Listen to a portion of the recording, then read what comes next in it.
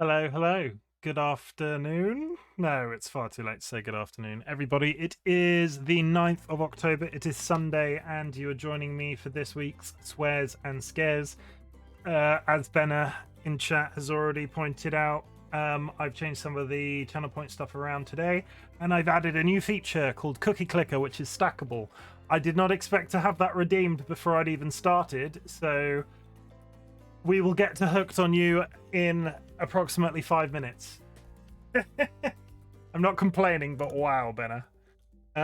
So if you just give me 5 seconds to get Cookie Clickers set up and quick switch over.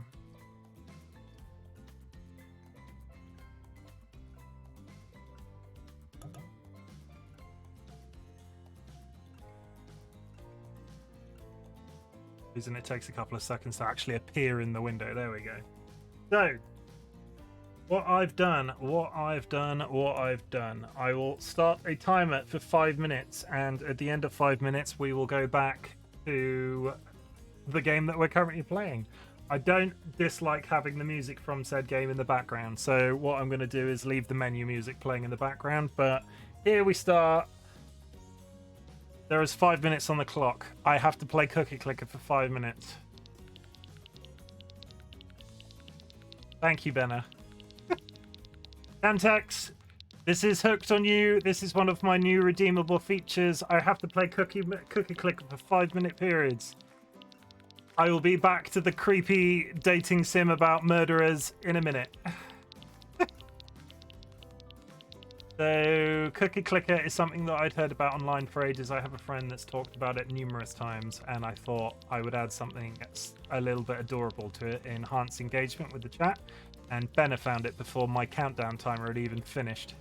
So, what you have to do in Cookie Clicker is click the cookie, and then every once in a while, you can go over here and you can buy a bunch of stuff. And now these hands here will click the cookie for me, and then slowly it just self-perpetuates.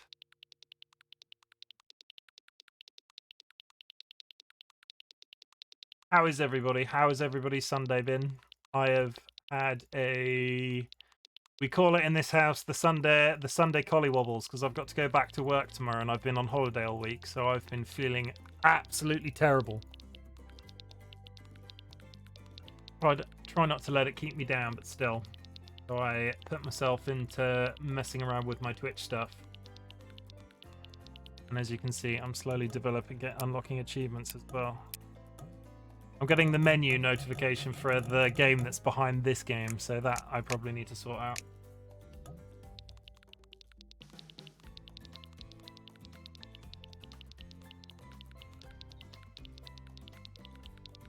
I was not expecting it to go like this so quickly. Is 5 minutes too much? Should I reduce it to 2 minutes 30?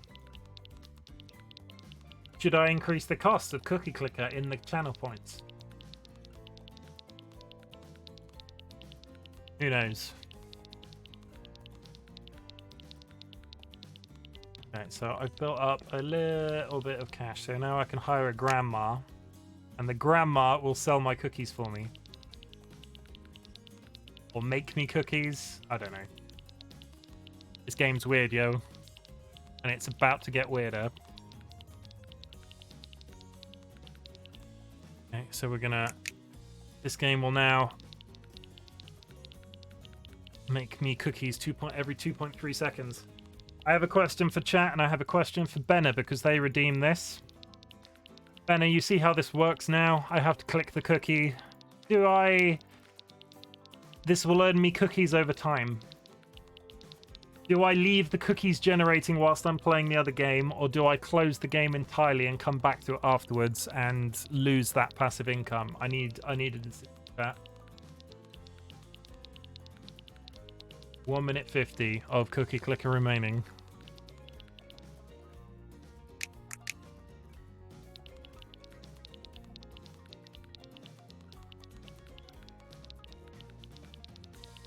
I think I'm going to leave it to go passively in the background, and we'll see how much my performance of my PC tanks.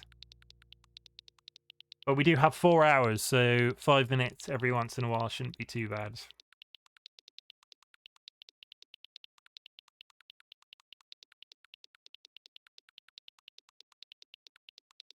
I want to see how many viewers I've lost because they've come waiting for Hooked on You, and they're watching me play clicking this cookie for the next 1 minute.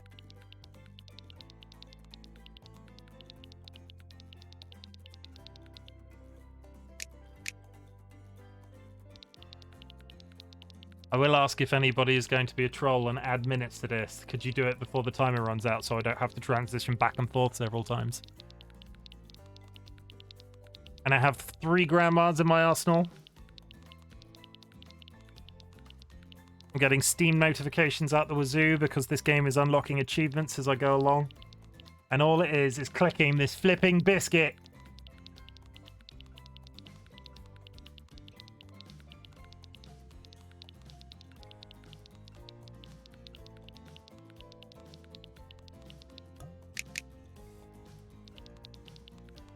Okay, I've hired 5 grandmas. I've got 9 seconds. I want to get cursor up to, I'm not good at maths. Oh, I'm going to be short. Okay, Cookie Clicker is done, everybody. I'm going to leave it. I'm going to go back to the game that we're actually playing. Okay. Goodbye, Cookie Clicker. I don't miss you. So, this week, I apologize for that introduction, everybody. It is, what God, I've completely thrown myself off. Sunday the 9th, we are playing Hooked on You, a Dead by Daylight dating sim, as is obvious by the menu.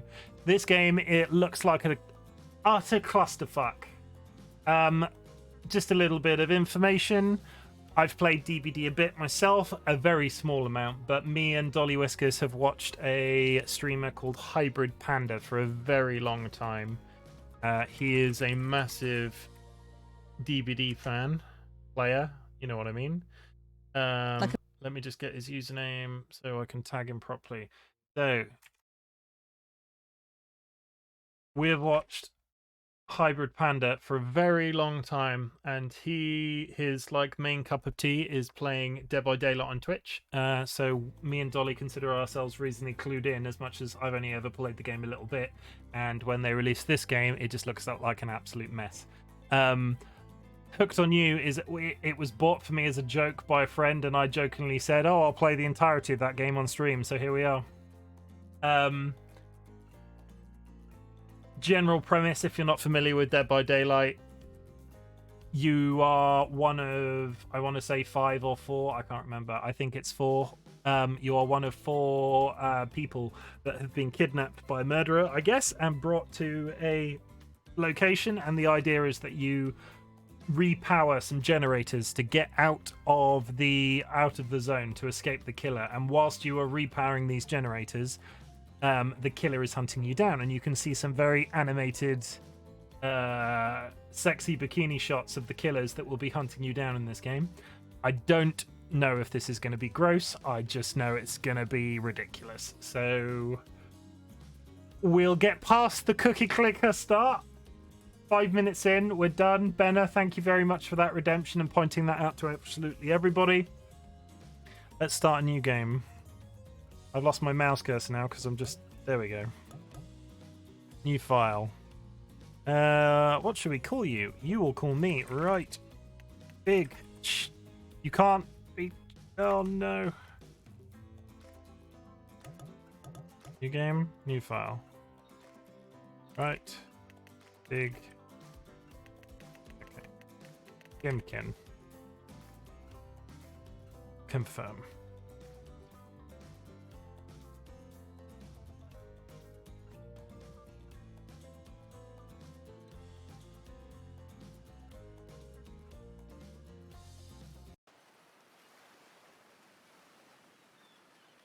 Ah, this makes me feel nice and zen because I've not been on a foreign beach holiday in a long time. And there's going to be reading. So, I think my microphone is in the right place. Please let me know if my sound is dipping or anything. But Chimken, cough, cough, cough. I won't say the name because the name throws off the drama. So, cough. There we go. Very authentic.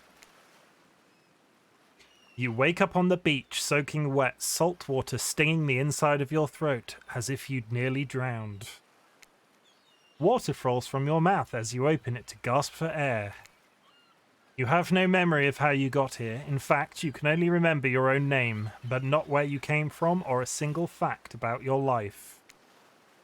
What you do know is that, despite the outrageous beauty of the landscape around you, you feel incredibly sick to your stomach. Can I keep up the fake coughs the entire game? Wow, really went down the wrong pipe, huh? You need a minute, or can I go on? Long pause. Because I can give you a minute, we've got plenty of time, endless time, really. Okay, so I'm now the narrator being a bitch. The ocean. Oh no, I'm talking to the ocean. Why am I talking to the ocean? An eternity, if you catch my drift. Whoa, not now, ocean. Sorry, Chimken. May I? What? No. Okay, so we have 3 characters so far. We have what's clearly a narrator. We have the ocean, and we have me. So, whoa, not now, ocean. Sorry, Chimken. May I continue? Yes, you may. Please go on. Okay, then as I was... as I was saying, you look down at your feet, ankle deep in the crystal blue water of a newly arrived wave. As the water recedes back into the ocean, it reveals a grotesque discovery. What's the grotesque discovery? Oh, great. It's a head. I mean, I'm a little bit in love with this art style, not gonna lie. A decomposing face stares up at you from beneath the sand. All you can do is vomit a stream of dark bile, bugs, worms, and other ick. Wait, why am I vomiting worms? Questions race through your mind. Where are you? How did you get here? Who is behind this incredibly charming and well-spoken voice in your head? However, answers don't come easy. Your mind is completely blank. What will you do? What will we do, chat? What will we do? Dig up that face. Let's go for a run. You turn away from the wretched sight and begin to run, but the beach, it's endless. Despite how far you run, you get nowhere. Exhausted, you stop and look behind you. Your footsteps erased by soft blue waves. You turn inland. Considering your lack of options, you've got no choice but to walk into the brush. However, the beauty of the beach is not shared by the darkness of the palmy woods before you. There's nothing inviting about that shadowy forest. Terror freezes you in your steps. And the ocean's back. Why are you trying to run away? This is paradise. You're here to enjoy yourself, don't you know? Have a little bit of fun. Take charge of your own experience. Well, that was sure weird. That voice again. Do oceans normally talk? Your memory isn't right, but you're pretty sure you remember learning as a child that oceans do not speak directly to people in spooky terms. What the fuck is this game? Your mind doesn't have a chance to linger any longer on your current situation as you feel something soft bump into your foot. It's Wilson. When you look down, you find a volleyball sitting in the sand there next to you. You stare down frozen. A voice calls out from behind you. I can't do... I'm not...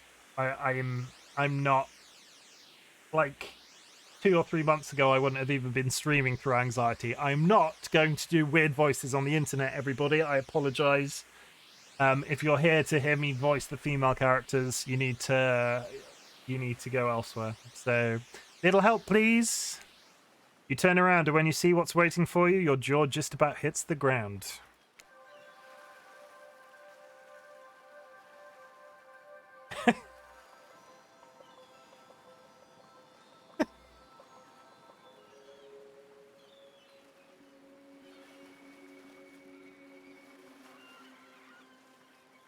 Okay.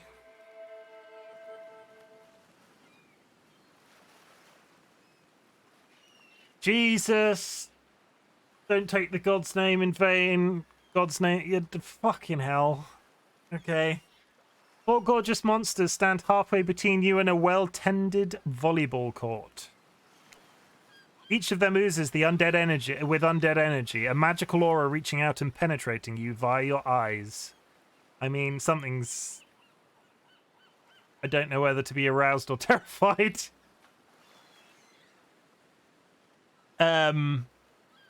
Yeah, okay. Each of them oozes with undead energy. A magical aura reaches out. Each of them oozes with undead energy. A magical aura reaching out and penetrating you via your eyes. Stupid sexy huntress Dolly, welcome to the chat. How was your meeting? Your heart begins to race. Curiosity, fear, desire. There's the desire. You can't help but stare at these casually dressed. Let's call them killers. I don't know, not to be judgmental, but that's just the energy they put out there. Yeah, I'm seeing that. So many competing feelings rush through your mind at once that you are completely paralyzed.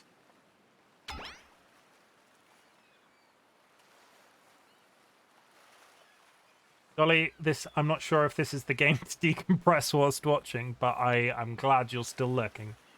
The Trapper. Hello. That's the Trapper. That's the Spirit. That guy, the Wraith, I think. The Wraith. And that's the Huntress.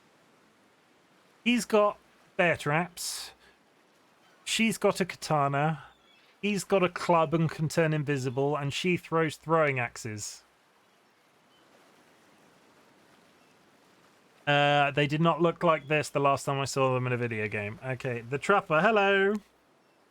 There are weird days, and then there's this. All you can do is look down at the ball and back up the monstrous... There are weird days, and then there's this. All you can do is look down at the ball and back up at this monstrous lineup of, well, literal monsters. Sexy-ass monsters, though. What do you do? And will this be a 4-hour game chat? Do we believe? What do you do?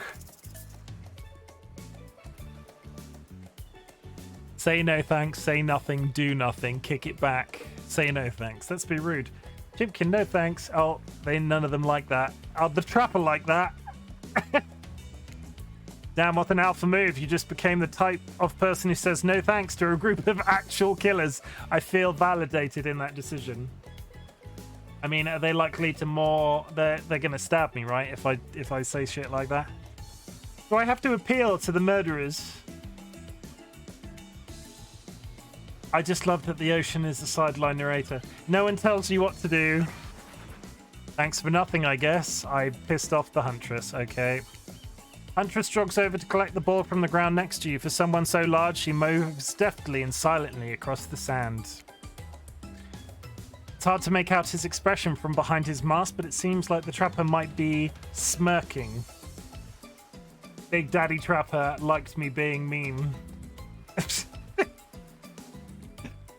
Oh no. Okay, as you try and read Trapper's face, you realize that the two of you have been staring into each other's eyes for a really long time, even though everyone else is headed back back to the volleyball court.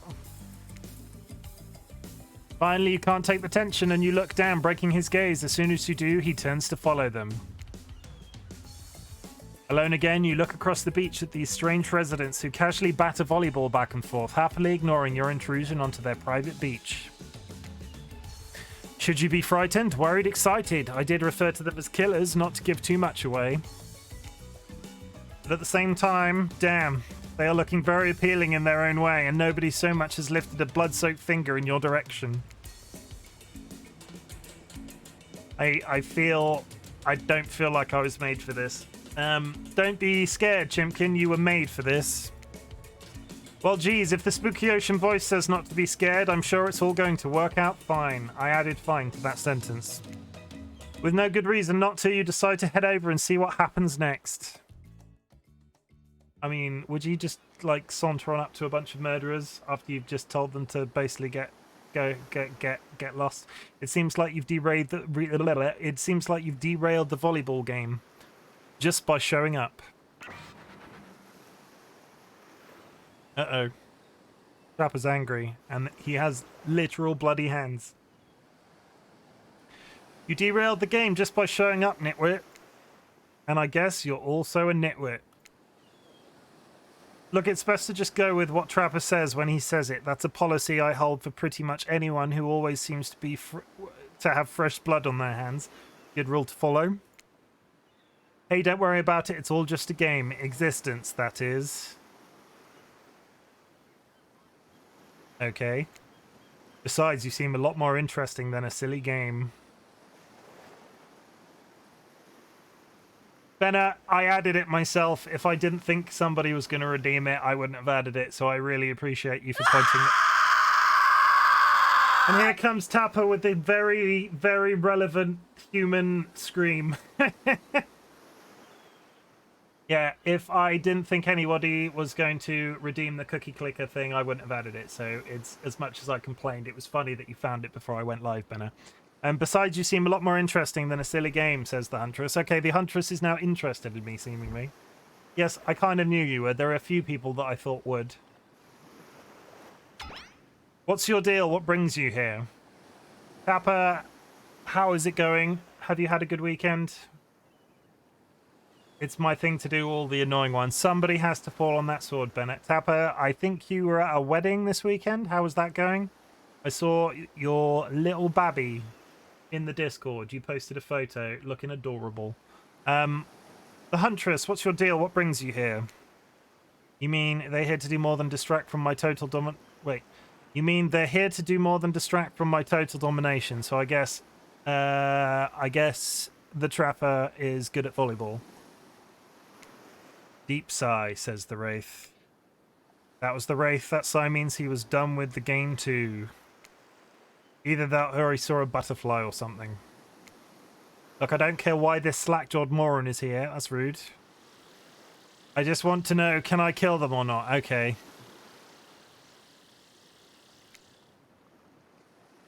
The Huntress, you know you can't. At least not yet. No, where did she pull that axe from? I mean, that's a lot bigger than the axe she wields in the game as well. She throws axes in the game, and I do not think they're that large. Oh, yeah, not yet. Hey, Chimken, you might want to know, say something. Actually, never mind. There'll be plenty of time for that soon enough. Right now, this group has some questions for you. But be warned, answer quickly and answer well. This is a timed quiz. Oh, great. Okay, if it's maths, I am fucked, okay? This is a timed quiz and it will be very important later. Okay, really important. Great, okay. Or not important in any way whatsoever. Probably that one, I can't remember. How attractive would you say you are? Not at all. I've never thought of myself as attractive. Whoa, watch it. That's bullshit. You're beautiful. You hear me? Ah.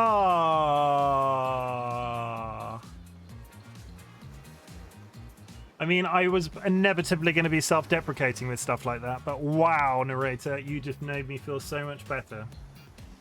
Okay. If you could have any superpower, what would it be? Invisibility, flight, super strength. Flight. Flight for sure. Technically, I suppose I can fly. Honestly, it's not all that it's cracked up to be. As far as I go, I'm still not where I want to be. What's your best subject in school? What was your best subject in school? History. I never skipped class, and math is not my thing. Nice, it's important to know what came before so that we are not doomed to repeat humanity's mistakes. I mean, we will always, but still. What's your favorite animal? Please let there be a chicken. What is a mustelid? Gonna be a cat. Definitely a cat. Chat, can anybody Google what a mustelid is? Mustelid? I don't know what a mustelid is. Definitely a cat. What? Why is everyone looking at me? You think just because I'm the typical cute goth girl I have some You think just because I'm the typical cute goth girl I have some specific love of all things cats, and more specifically black cats? Well, I do, but you can all go to hell anyway. Okay. What's your favorite color? Three-day-old corpse. Blue. Blue. Blue isn't good for productivity, makes people want to be lazy. Oh, you can see each other getting pissed off with certain responses. Apparently, the Wraith really likes the colour blue. The Mustelidae are a family of carnivorous mammals, including weasels, badgers, otters, ferrets, martins, minks, and wolverines, among others. Mustelids are a diverse group and form the largest family in the order. Okay, fair. I didn't know that, so I went with my basic. I like cats anyway. You know we've got cats. Blue isn't good for productivity, makes people want to be lazy. Is that true? Do you feel lazy when you see the color blue? What's your dream job? Okay. Not working at all. If we get to do what we really want, why work at all? The Huntress and the Spirit are happy with that decision. It takes a lot of courage to break free from society's expectations to climb the ladder. Only she could spin laziness into some kind of grand crusade, these damned millennials. Best flavor of ice cream. Mint choc chip. Horse flesh. Vanilla. My favorite flavor is pain. I would have guessed if of the flavors of ice cream, I would have said pain for the trapper. My favorite is pain. Same here. Do they all like pain? Mine is vanilla swirled with pain. See, the narrator knows what it's about. I think mint chip is the greatest flavor ever conceived myself, but enough about ice cream, am I right? Mint choc chip is the best flavor of ice cream by far. It can have terrible chocolate in it, but the mint covers up all of its problems. And I've just remembered I have ice cream in the freezer and I've not eaten it. I think mint chip is the greatest flavor ever conceived myself, but enough about ice cream, am I right? Hold on a second. This reminds me, am I right? I am right. Always. It's a lesson you should learn before we go too much further. Do what I say if you want to survive. Pick mint chip. I wanted to pick mint chip. You didn't give it to me as an option. We're teaching lessons now, narrator. You rascal. Kill or be killed is the rule on this island, even for faceless voices. I want the ocean to overthrow the narrator. Tell me what's the best flavor of ice cream. It's mint chip. It was mint chip to begin with. The best flavor is mint chip. So obedient. I think you're going to do just fine. Anywho, now that they know so much about you, I'm sure the group wants you to start getting to know them. I'm Trapper. I pretty much run things around here. I'm the smartest, richest, strongest person on this whole island. Okay. I don't like losers. If you want to know what a loser is, say hello to Wraith. Hi, I'm Wraith. I'm nothing like everyone else. I like nice people and loathe big dumb idiots. Hey, what's up? I'm Spirit. I don't like most things. I really hate most things. I don't really hate most things either. It's not worth my time, but the things I do hate, I really hate, you know? Based on my personal observations, life is nothing but suffering, and society is a carefully calculated lie to keep everyone subservient to those in power. It's better to choose to just not take part. Geez, it's like she was downright murdered by society. She hates it so much. Oh no, wait. I'm remembering Spirit's story now, and that's almost exactly what happened. Hey, I'm Huntress. Don't let these bummers get you down. There's lots of fun to be had on this island, along with lots of love. Yeah, there is, if you know what I mean. Chat, do you know what she means? Can everybody in chat just confirm before we continue that you know what Huntress means? Yeah, there is, if you know what I mean. Grow up. Grow a body. I mean, in this context, is the spirit still a literal ghost? I've explained this 1,000 times. I'm dead, but I'm not okay. I'm dead, but I'm not a literal ghost. I just create a trail of fog. I'm not made of it. Whatever, fog body. That's not nice. He's not nice. You love it. Only sometimes. Do really? That's disgusting. That's why she likes it. Don't speak for me, I also hate it. Stop speaking entirely, actually.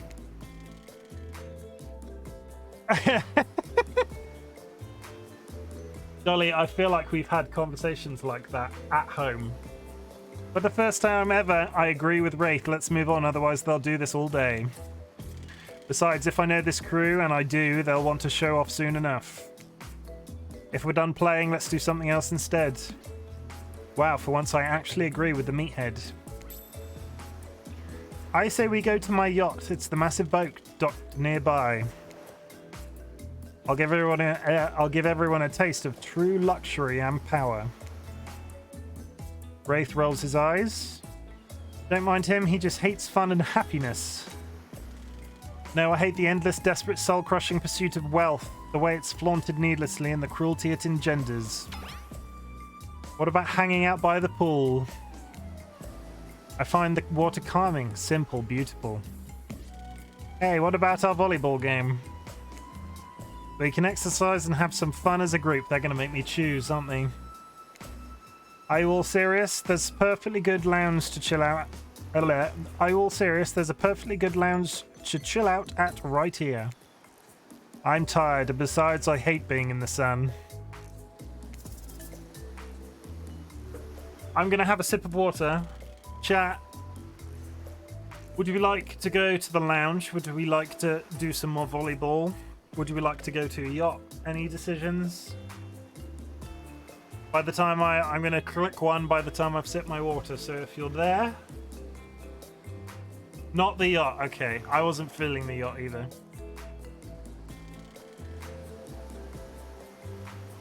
I'm feeling the lounge. So we're going to go with the lounge. Is this the lounge? I assume that's the lounge. It'd be great to relax for a second at the lounge. I mean, I've just washed up ashore having almost drowned. I feel like I need to sit down. To kick up your feet. Look out over the ocean and relax on your own terms. Who would want anything else? Dry, comfortable, enjoying a cool drink on a hot day. It's the best. I mean, what kind of fool, what kind of monster, what kind of mask-wearing psychopath would finally be granted a break from the constant grind of chasing and fighting to get ahead and then choose to exert themselves in, quite frankly, any way whatsoever? Why am I the only one who gets it? It's time to stop living by their rules. I don't want to do it any longer. Yeah, we should probably give her a second to calm down. Hold on. Who the fuck are you? Oh wait, no, they're survivors from the game. Claudette is one of the survivors from the game. Hold on. And Dwight is one of the others. Just for one moment. This is Dwight and Claudette, our activities coordinators. They're also the cooks, waiters, bartenders, janitors, and every other job. They're the only help remaining on the island. I'm fidgeting. I'm sorry to be fidgeting. This place we call Murderer's Island. Cue dramatic musical flourish. That wasn't that dramatic. None of the others survived. Survived the interview process, I mean. Hence why we shall heretofore refer to them as survivors with a capital S. These two have worked here a long time, so very long I don't actually know how long it's been.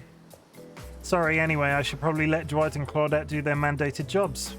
They sure look happy, but they're vibrating with a nervous energy that is starting to give me the creeps. I mean, he is particularly creepy. I say this having just been in a scene with a bunch of murderers. Like, what is this pose meant to be?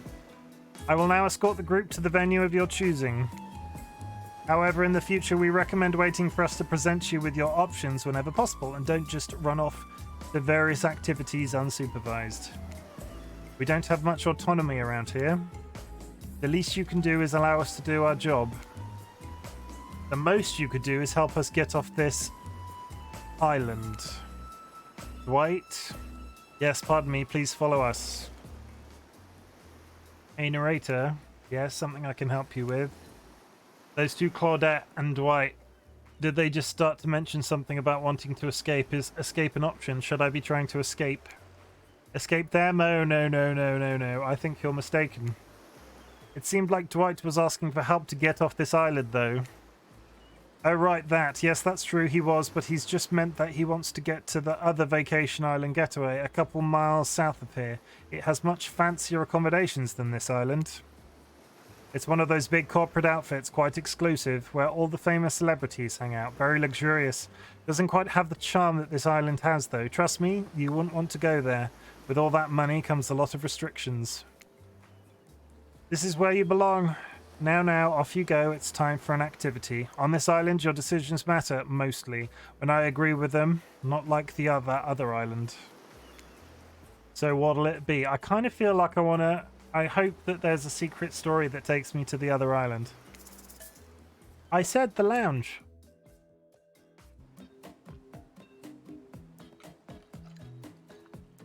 I'll just take in the music and the scene.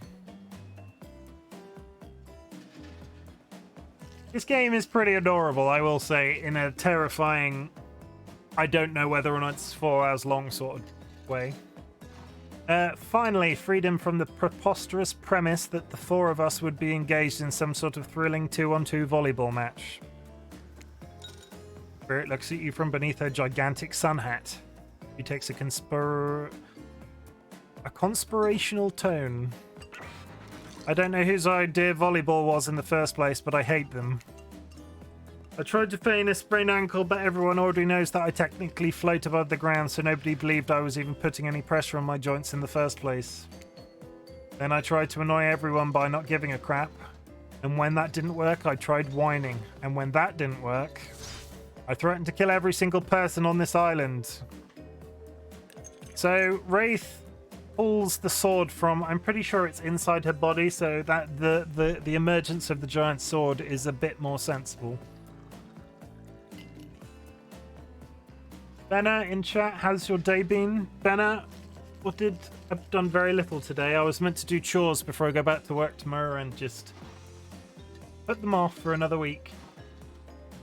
Because I'm still officially on holiday until midnight tonight.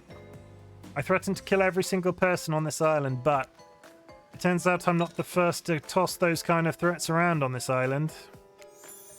So thanks, I guess, for getting it called off. I like the spirit so far. Are we threatening to end each other again? Ahaha. Now it's Dwight who takes a conspirational tone, his eyes shifting as he... Conspirational? I feel like I need somebody to say that out loud to me, and I might be mispronouncing conspirational the entire playthrough. His eyes shifting as he slips into a loud whisper. Please just make it quick. Is what you'll be saying when we get behind the bar to make you the drink of your dreams. Ha ha, hilarious, right, Dwight? Yeah, right. So what'll you be having? I'm gonna go realistic. I'm gonna have a virgin daiquiri because I don't drink in real life. I didn't come here to party. I'm just trying to make the best of a very strange situation. I don't know, how about a daiquiri? I know how to make that, but skip the liquor. I'll have mine virgin. Drop a Snickers at your choice of words. Of course he does. Sure you will, kid. Don't mind him. We don't need to soak ourselves in booze just to please someone else's expectations. If you ask me, there's enough spirits here already. Besides, alcohol just numbs you to the painful realities of the world. I choose to face them head on. You'd never do something like that. I don't know. Hide from it all behind the world's largest hat or Ella. You'd never do something like that. I don't know. Hide from it all behind the world's largest hat or anything. Please allow me to ignore any fashion advice from the man wearing a doll's face as a mask. Not a doll's face, jerk. Since we fulfilled your requests, it's time for you to return the favor. I should have known there was a catch. Icebreaker time. Oh, I'm really good at these in real life, not. I swear, had I known they'd pull this kind of faux enthusiastic community building crap, I'd have suggested we attempt to walk to the lowest point of the ocean before I ever set foot near this bar. You don't think it could be kind of fun? A little fun? Never mind. I hate it. This sucks. But it could be fine. Or whatever you say. Has anyone seen my hat? I've literally never seen him in a hat. If we must make small talk, I'm at least picking a topic before we end up being forced to do some lame improv game that nerds learn at their non-sports after-school activities that I definitely never did because I'm not a nerd. Methinks a certain someone doth protest too much. Sitting here on this beautiful sunny afternoon, warm sand beneath the cool fog, beneath my severed feet. The topic I choose is books, novels, comics, fiction or none. Reading is the only real escape from the inescapable horror of life, the escape into your own mind. A groan rolls through the crowd. Not a lot of readers here, I'd imagine, based on that response. They were much more enthusiastic about drinking. Considering the situation we're in, it seems an appropriate time to ask you. Chimken, what's your desert island book? The one book you'd bring with you if you were, well, on an island like this. Oh, and it has to be classic horror, for raw reasons that should be obvious. He means because this is an island of horror villains, and also those books are all in the public domain. Nothing too modern. Humanity has really gotten soft these past 100 years, so what's your favourite? I really wanted them to have the portrait, Dorian Gray. But I'll go with Dr. Jekyll and Mr. Hyde. You know, I really enjoy the story of Dr. Jekyll and Mr. Hyde. I've always felt like I had this other person living inside of me. Dr. Jekyll, Mr. Hyde sounds like a fun one. I love a good story about friendship, but I can't read. Oh, Huntress can't read. Why can't Huntress read? Not because I'm dumb. I've never actually learned to read because I was too busy learning to survive with nothing more than my own strength and cunning.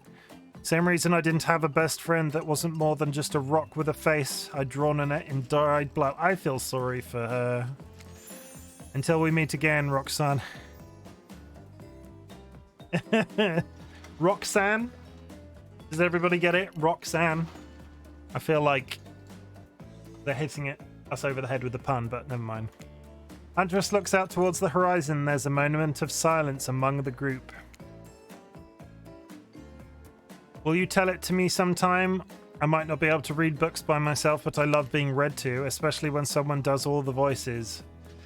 I feel like I need to say no because we've already confirmed today I am not doing all of the voices.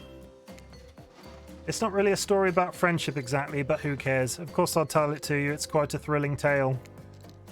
Not just anybody can pull off quality narration all the time, take it from me. You don't even need to read, you could just make it up and it'll still be fun. Am I going to have to tell her the story of Dr. Jekyll and Mr. Hyde?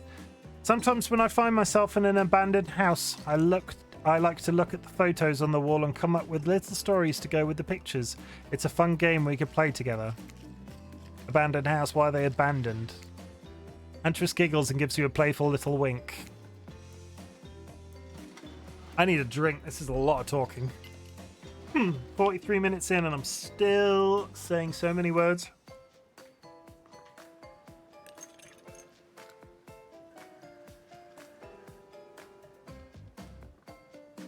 I don't know. Usually when I find the folks who abandon them, they're not in the mood to tell me much. Enough about these old stories that belong to someone else. I think it's time to make up some new stories of our own. Before you know what's going on, Huntress is waving an empty vodka bottle in the air. A devilish twinkle in her half-masked, covered eye. Might I suggest something a little naughty? Let's all get in a circle and spin this bad boy. The trickster is here. Okay, I thought it was just the four. Great idea. Trickster, isn't it a bit late to introduce a new character? I thought I was the one who gets to make the rules, so I'm not sure who I'm asking. But I wasn't ready for this. I did not know the trickster was in this game. Well, hello, and who is this new fan in the waiting? Beat it, hack. I don't know what's the harm in inviting one more person to join the circle for our game.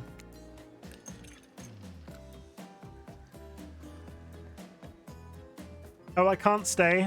I was just saying it's a great idea whilst also teasing the secret trickster ending. Okay, there's the trickster ending. Maybe, or maybe that's a double bluff. I've got much, much better things to do than hang out here. I'm famous. Toodaloo! The rules are simple. First you spin, then you swap spit. That is... But let's be clear, this ain't a peep show. We're here to have a good time, but in a classy way. Isn't that the best attitude when it comes to this sort of thing? All makeouts will happen out of view of the public eye, real romantic-like. Yes, romance is the goal, so we'll all be waiting here in complete silence, trying to listen in and use our imaginations, while you make out on the other side of the bar, but not watching. Like adults, romantic, well-adjusted adults. Chimken, you're up. I grip the bottle in my hand. I put my fate in the hands of an empty bottle. And put your hand... Something about gripping a bottle. And I put your fate in the hands of the empty bottle gods. Minigames consist of 2 parts. On top, a pointer which rotates in a clockwise direction. And on the bottom, a target you're going to be pointing at.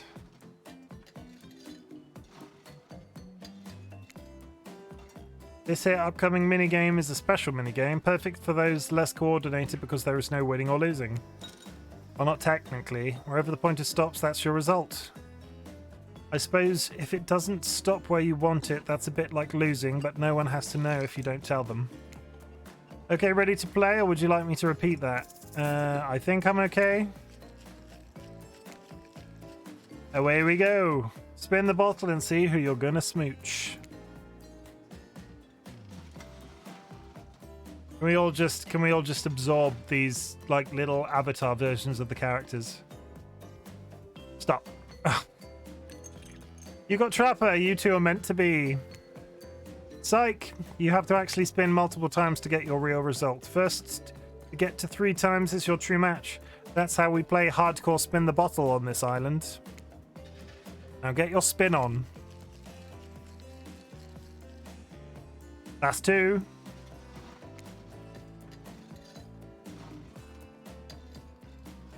That's 1 for Huntress. That's 1 for the Spirit. That's 2 for the Spirit. I got Wraith, okay. That was straight up, I didn't know. That's 2 for Wraith. Got Wraith and Trapper are level pegging.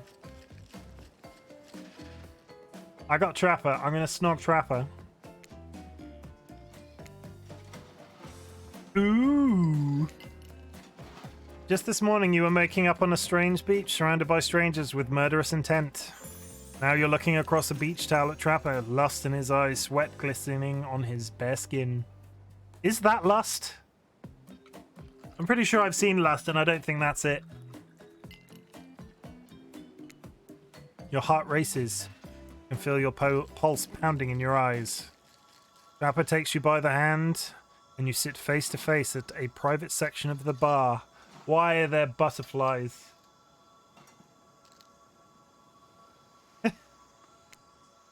He begins to reach for you, putting his hands on your shoulders. You're sweating, but not in Jesus. He begins to reach for you, putting his hands on your shoulders. You're sweating, but not in the sexy way he is. You're sweating in the gross way you'd sweat at the interview for a job you're not even remotely qualified for. You don't know what to do. If you try and lock lips in this state, you might gross him out so completely that he'll never be able to look at you romantically again. Trapper, I, you, we. Save it, it's not happening.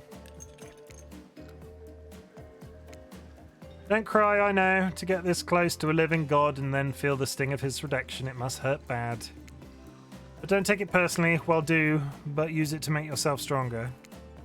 It's not because I don't want to, it's because you haven't earned it yet. You might later. For now, it can't be that easy. Sure, maybe with one of the others, they're weak, sad, lonely, not me. I don't need this, it's mine to give or to withhold. I mean, consent is important.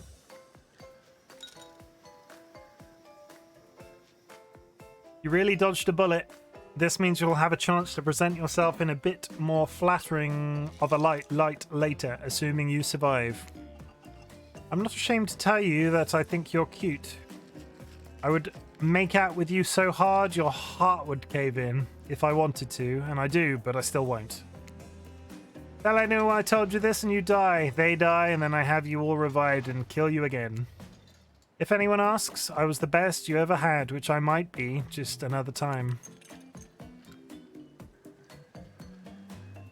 I hate to break up such a passionate moment that we only assume was passionate because we'd never spy on you constantly while you stay on this island.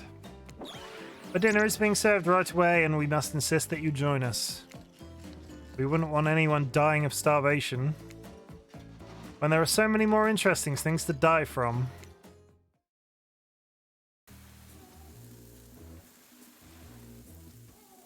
Seems, what is this background music? Seems like that I kind of want the soundtrack to this game. It's weird enough.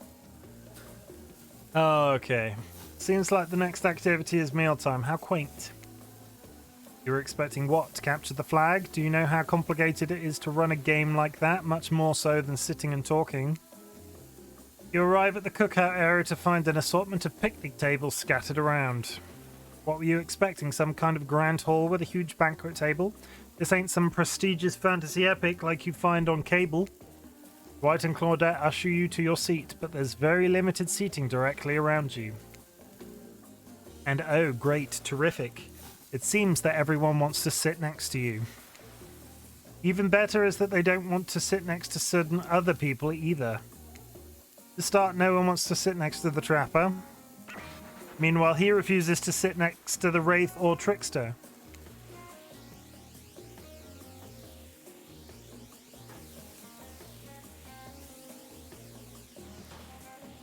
Oh yeah, Trickster is here. Surprise. Yeah, well, they don't call him Expected-ster. I'm sorry, even I get nervous around crowds of killers, and my whole shtick gets a little flustered.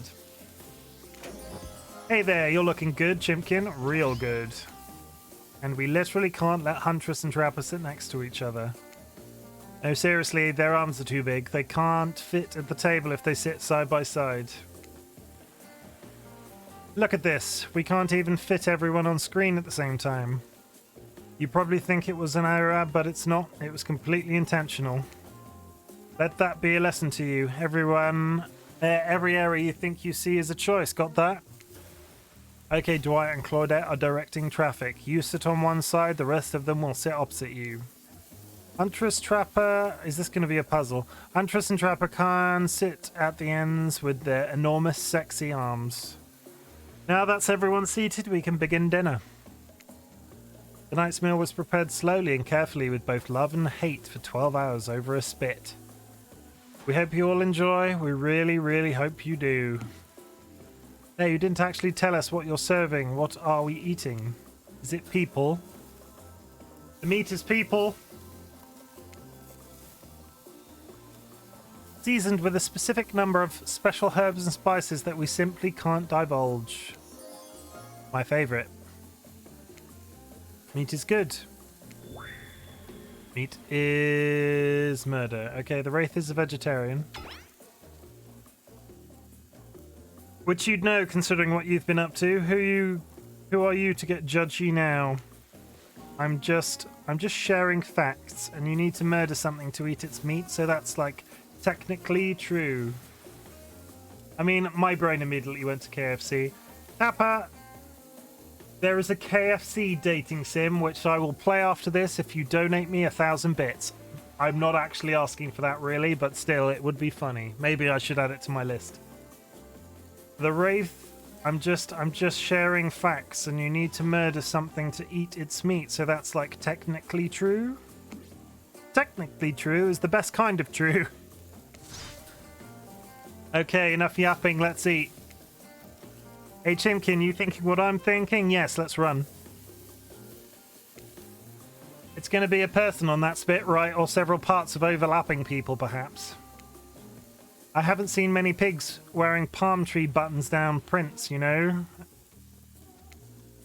When you look closely at the spit, you spot what definitely appears to be scraps of fabric sandwiched between some layers of meat.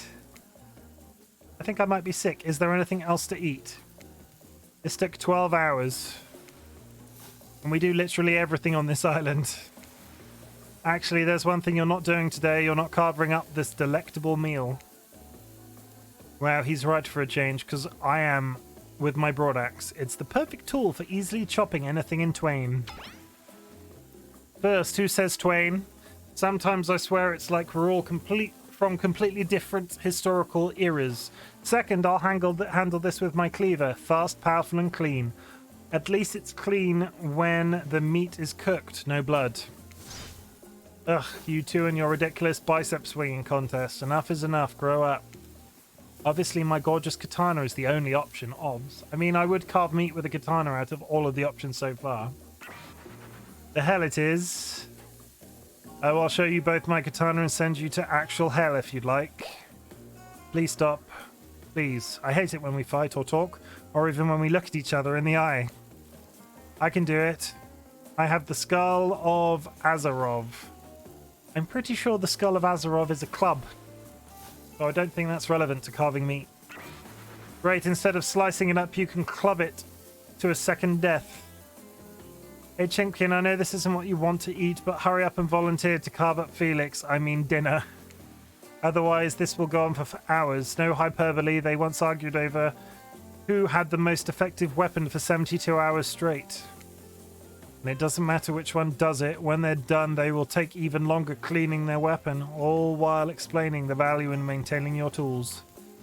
Despite being a bunch of cold-blooded killers, for some reason they're always terrified of tetanus. Hey, why don't you just let me carve up dinner? Splendid idea. We'd hate for it to get cold. He hated it when it got cold. Here's a machete, freshly sharpened. Minigames consist of 2 parts. On top is a pointer which rotates in a clockwise direction, and on the bottom a target you're going to be pointing at. Sometimes the target is immediately visible, sometimes it's hidden under the pointer until the pointer arrives. Press the spacebar to stop the pointer while over the target to win. Fail to land on the target and you will lose. To achieve a perfect success, land on the start of the target area, not the end. Okay, ready to play, or would you like me to repeat that? I think I'm ready. Spacebar at the ready.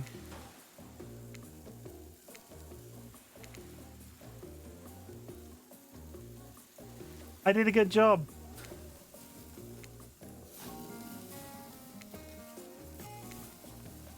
I did another good job. I did a terrible job. It's getting quicker. I mean, 3 out of 5 ain't bad. That's pretty good. I'd like to see what you could do with a less clumsy weapon. Yeah, I said it. Machetes are dumb. Dinner is finally served. For real. The sounds... TLB, it is a pretty confusing game. The sound... How's it going? It's meant to be scary. The sounds, especially coming from the mask killers while they eat, which involves lifting their masks and shoving food up behind them, are nasty. Oh, I can hit spacebar to skip messages. Okay, that's useful. I only need to use one hand. Spirit, meanwhile, doesn't even eat. She's the only one who seems to be really embracing being dead. They're all dead, right? This is obviously hell, I mean. And there's the ocean. Come on, we're still trying to be mysterious here. You think mystery comes easy? Claudette and Dwight aren't the only ones who've been working their asses off to make this night perfect. Well, at least they're lifting their masks. This is only 99% as discussed as it could be if they just tried to mash stuff through there. Spirit, why aren't you hungry? The 2 best things about being dead is not having to eat. Okay, I have a few questions. Just because they're murderous killers doesn't make them all cannibals, which is a very strange hill to put these characters on. I had another question, but it's gone. I'm just going to continue. Think about it, Chimken. Number 2 is no number 2. One less thing to think about in the afterlife. Even if I wanted to eat, I have no idea what would actually follow. Oh, how does a ghost poo?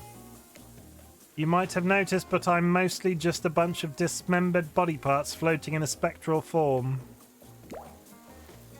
Do you see how deep this cut on my abdomen is? I don't think my digestive tract connects anymore. Between the food and the behavior of the group, this might be the worst meal in history. But even worse is they're staring at you. You're not eating. They don't like that. I think they want an explanation why. What do you want to tell them? Look at that seagull. Wow. You ever see a seagull that big? I haven't. That's incredible. Anyway, what were we talking about? Can we just talk about Trapper being the only one that was misdirected by that because his eyes changed? Lame misdirect. Yeah, she's right, Chimken. Pretty lame. Own who you are. Never compromise. Didn't you wash up on this island with no memory of who you are and how you got here? Yes, you did, poor thing. You have no idea the last time you ate a real meal and you've been standing in the sun. But the seagull... Uh-oh, he just made a lot of good points. I swear, you're beginning to feel lightheaded. I'm going to pass out because I refuse to cannibalize a man. It waved at me. The seagull waved. Maybe you need to eat to survive here. Either that or someone poisoned you. No, wait, you haven't eaten, so you can't be poisoned. Whatever the answer, you're clearly about to pass out. Oh, hey, it's me again. Your friend, mentor, and guide. Narrator is the narrator. The ocean. Oh, narrator, it's... yeah. Not sure how I feel about that characterization, but I'll allow it. I brought you here, and I might be the only one who can help you now. There's only one thing you must do to survive. You have to figure out why you're really here. No one can tell you, not unless you follow the right path, or at least a right path. There's too many of those to count. Hopefully you pick at least one of them. Because there are even more wrong paths. Many of them lead to your demise. Others lead to something even worse. Starting scenes over and over and having to fast forward back to where you were, am I right? But this place holds many secrets, even from itself, but the one that truly matters can only... But this place holds many secrets, even from itself, but the one that truly matters can only be learned if you answer the most important question, which is... why are you here? Why are you here? Answer that and you'll learn the truth. The ultimate truth. I wonder if I'm going to be one of the other killers in the game. Maybe. Vague, mysterious. I've got to give it up to this ocean character. That's some quality early game storytelling. Hold on, I'm back. One more piece of advice. You've made many choices by now. Some of them I liked, some of them I did not. It's in your best interest to make more choices that I like.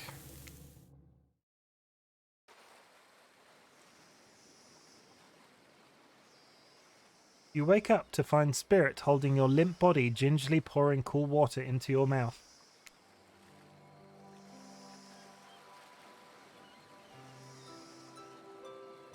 Is it weird that I've already assigned Spirit as like the character that reminds me the most of Dolly?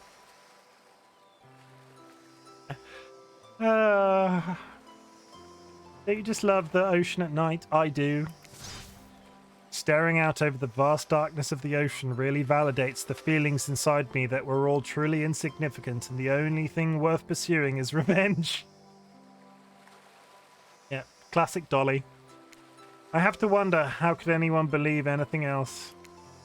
You look into the darkness of night and ponder her question. Well, it's a simple question. How could they? How could anyone not feel small and alone in the face of such massive nothingness?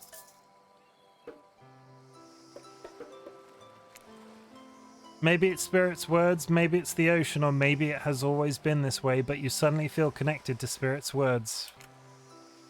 I may not remember much about my life, but there's one thing I know to be true. I've always been alone. And I always will be alone. I mean, this game has disproportionate amounts of and then Spirit has turned from looking at the ocean and is looking directly at you now. Dolly, I'm going to have to buy you a very large hat. It's funny. It's a funny idea, isn't it, being alone? Together. It's the best we can hope for. Maybe. Or maybe it's too much to hope for. Maybe it's impossible to pretend we know anything. Is that just ignorance? Arrogance? Ugh, I was so dumb, so busy trying to please everyone and be the perfect student, the perfect employee, the perfect daughter. I didn't take care of myself and now I'm all I've got. Worst of all, I got distracted from my true purpose, my destiny, the purpose that was sitting inside me my whole life. Okay, so this might sound a bit silly, but Spirit looks around to see if there's anyone else on the beach. When she's convinced that it's only you two, she continues. Okay, there's a dragon that lives inside me. I've always known, but I've tried to ignore it. When I couldn't ignore it, I tried to push it down. I'm so stupid. You're not stupid. That sounds badass. Right? But I didn't let it out, and then I, chop chop, and now that dragon is pretty much a one-track revenge beast. But enough about me. What's inside of you, stranger? No dragon, just a lot of fire. Nothing but darkness. I think I'm pretty fire. Chat, am I pretty fire? Am I filled of nothing but darkness? I'm going to take a small pause to sip on my drink. Which of these choices am I picking? As it turns out, speaking solidly for an hour makes your throat dry. Is it a game or a story? Papa, is this your first experience of a dating sim?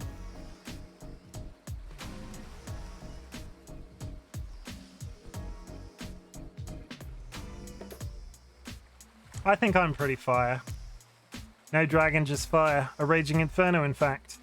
Begging to burn this whole place down if I let it out. Maybe I am the dragon. I'm sorry, but you're no dragon, and breathing fire, that's some hobbit-type nonsense. I'm a descendant of a proud samurai. Our dragons are on a whole other level. I guess if that's what this is, lol.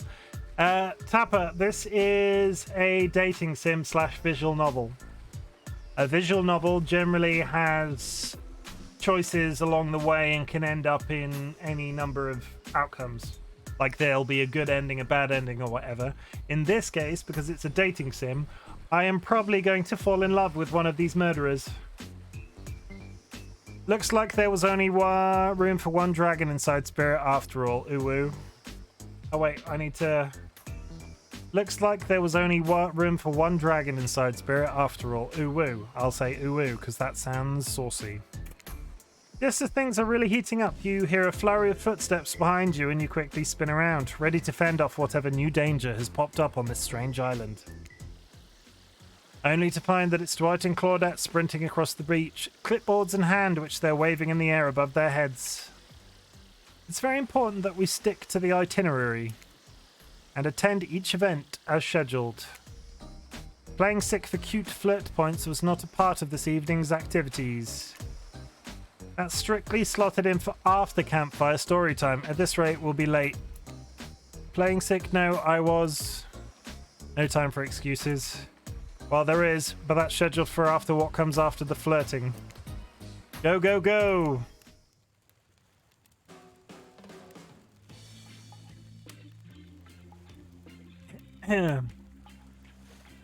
Once everyone has gathered at the fire pit, Dwight and Claudette quickly make an announcement.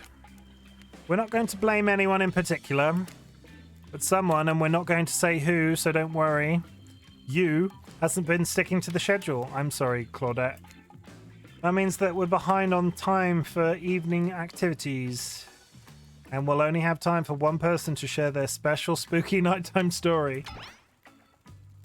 Just one story, but story time is my favorite activity. This is a narrative-heavy experience. Yes, Kappa, this is a narrative-heavy experience. That's a good way of putting it. You're telling us that only one person gets to share? How will we decide who? Oh, great. We have to decide as a group? That never goes well. Whoever did this, step up now. I swear I won't be angry. I'll merely chop your head up clean off. No fuss, no muss. Voice trembling. You realize this is probably it for you, but you embrace your fate. Sorry, everyone. I think they're talking about me. To be honest, I still don't understand how this whole schedule thing works. I guess I lost track of time while I was passed out. Been there before. Even though it's taking some pressure off of me, which is an absolute dream come true, is it really fair to pick on the newbie? Seriously, has anything ever happened on schedule, even once? Damn it, Donald. Who's Donald? Damn it, Donald, if you try to flex that authority gimmick one more time, so help me, I'll snap your head off so quick, and then I'll drown you in his blood, Cynthia. Wait, is the wraith called Donald and the spirit called Cynthia? Fuss and Muss are back on. You two know I love to hack, slash, and slice. We all know you love to kill. It's almost all you talk about. Nobody named any names. Who even knows any names? Not us. I renounce my name. Are they Dwight and Donald? Claudette and Donald. I renounce my name. Who's Donald? Who's Dwight? Who even knows anymore? Call me nobody. But we still gotta get started on story time. So, Chimken, who do you think should go? Ah, damn it, that's a name. Please pick somebody quickly so that this tropical... Oh, dry throat.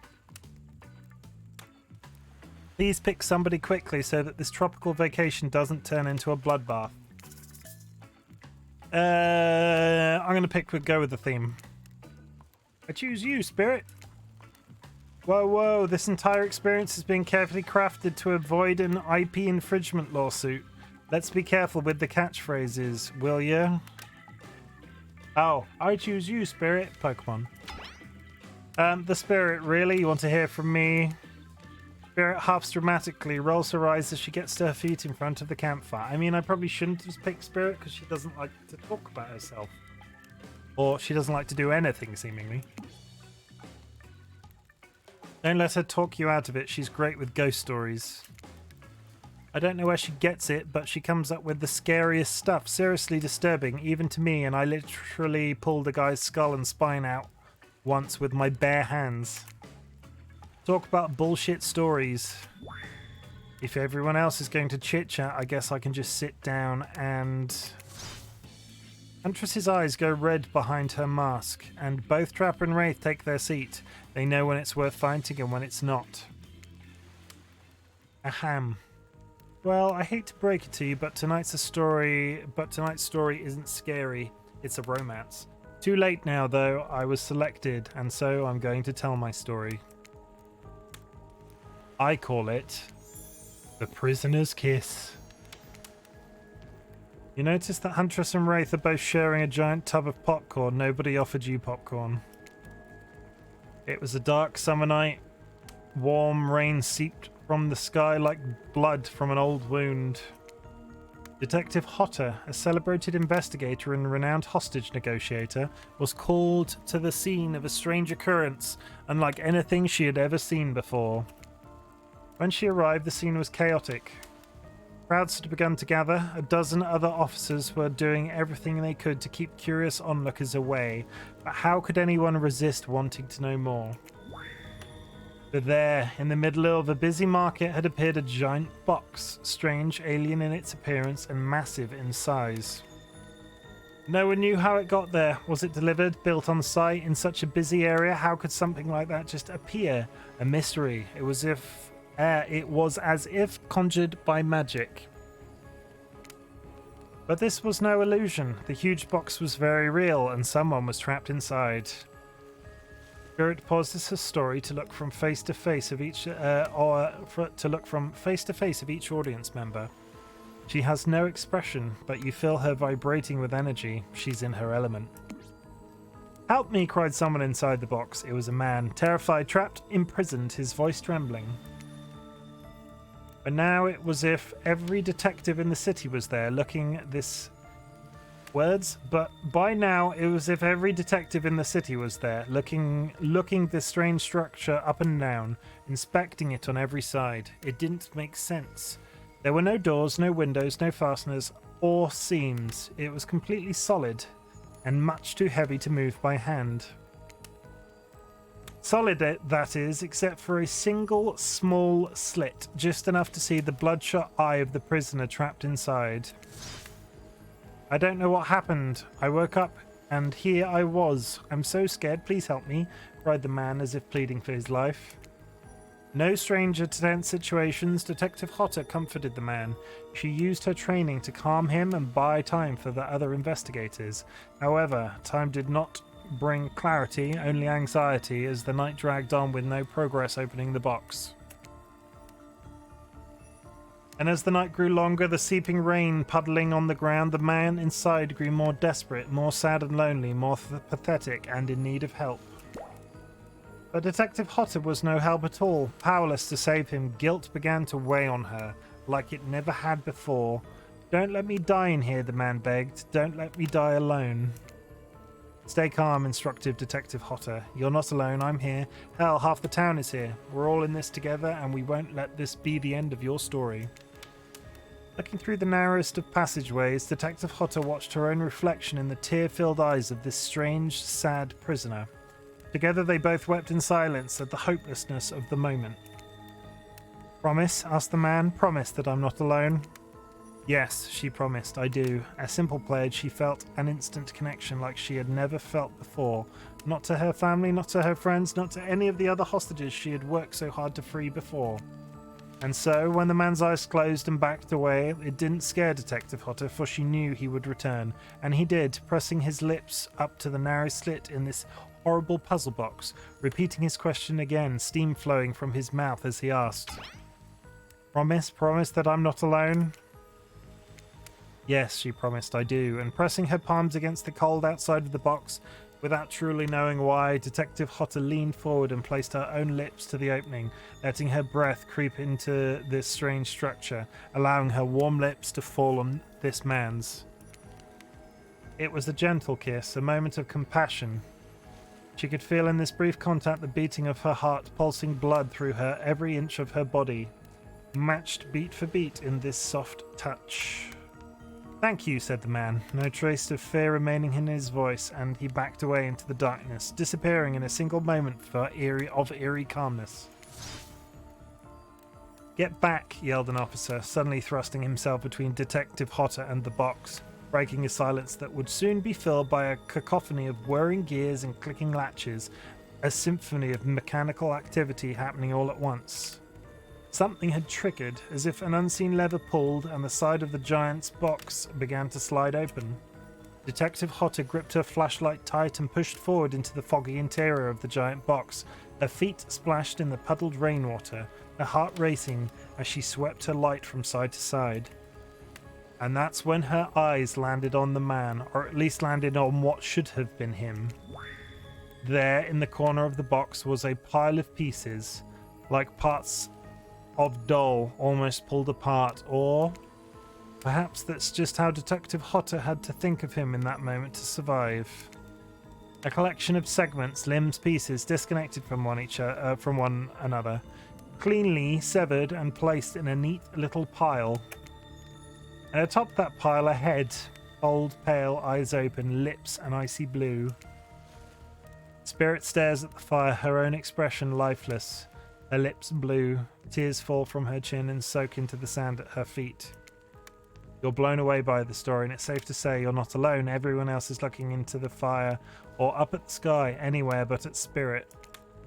It was you who chose her, you who initiated this harrowing tale, so sad, so creepy, so sensual. She really went into great detail when it came to describing that kiss, too much detail, and now no one is sure to act. Dwight and Claudette are staring daggers at you. You have to do something. This game was supposed to be a light-hearted romp. Please, I said, do something.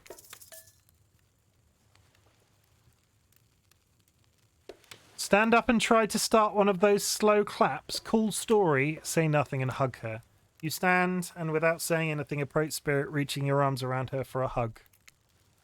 A robe hovering in the air begins to wrap itself around you and you squeeze into her. It's kind of like being hugged back, but also like being tied up. It's certainly not what you expected. Instinctually, you pull yourself away, but it's an awkward movement and you nearly fall over into the fire. Spirit says nothing and floats away without so much as a goodbye. You, meanwhile, realize everyone had just watched this truly strange interaction from the corners of their eyes. On that note, everyone decides it's time to take a break and split up for a little bit so that they can all have a moment alone before bed. Everyone leaves and you're alone by the fire. The only thing you hear is the ocean slowly lapping against the shore. This is nice. A true moment of peace and tranquility that lasts for all of several seconds because Trickster shows up and he's blaring his latest song. Hey baby, you look lonely, mind if I join you? He doesn't wait for an answer. I know you've been hearing from these guppies all day, but I want you to hear something from a big fish like me. Something special those in charge of this island don't want you to hear. I am the ultimate catch on this island, the only lobster in an ocean of sardines. No one can give you what I can. You just have to find me. Come find me, baby. Trickster leaves. You're a bit confused about what to make of his cryptic clues, but you aren't going to get any time to yourself to think about them just yet. Spirit approaches you. You know I was watching you while I told my story. She's the thing that was in the box, because the body parts, right? I'm reading that right. I could tell it was having an effect on you. This fog that follows me around, I could feel you breathing heavily, taking me in. You and I both absolutely flabbergasted at that piece of information. Legit, you learn something new every day, even when you're a god. I mean, a narrator. You're doing it again right now. You need to calm down. You should come to the hot tub with me. Okay, the hot tub section of the Twitch stream has started. Dipping in hot tubs with the Spirit. You've come a long way in a single day. I'm not saying you shouldn't follow her. An offer like that. Just don't forget our little talk.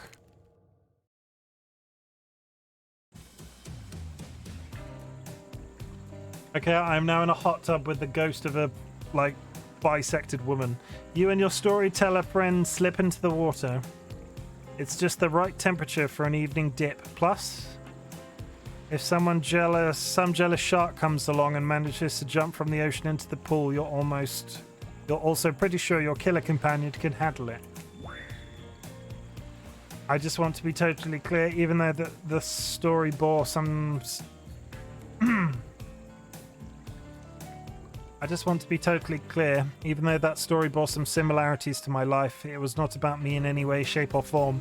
Not symbolically, not metaphorically, not any other ickily. I believe you completely. Sure, you were cut into pieces in your life, and so was the person in the story. A perfectly normal coincidence. Sure, you're on this island trapped, one might say, in a most puzzling place. Also a completely regular coincidence. And sure, his lips were blue. Your lips are blue. Really? You'd call this blue? They're pretty pink. Well, grey maybe? I wouldn't say blue. Searching for answers, hoping to find revenge. Okay, so the similarities stop there, I guess. Coincidences. Sorry, the coincidences. Get this through your head, whoever you are. Samurai blood runs through my veins, or, well, maybe it has coagulated by now. No need to sweat the details. Regardless, I'm a descendant of noble warriors. Thousands of years of training with bladed weapons preceded my entrance into this world. Do you know how many swords that is? A lot. You've got to figure that with that many sharp edges, a person is bound to get disconnected from a body part here and there.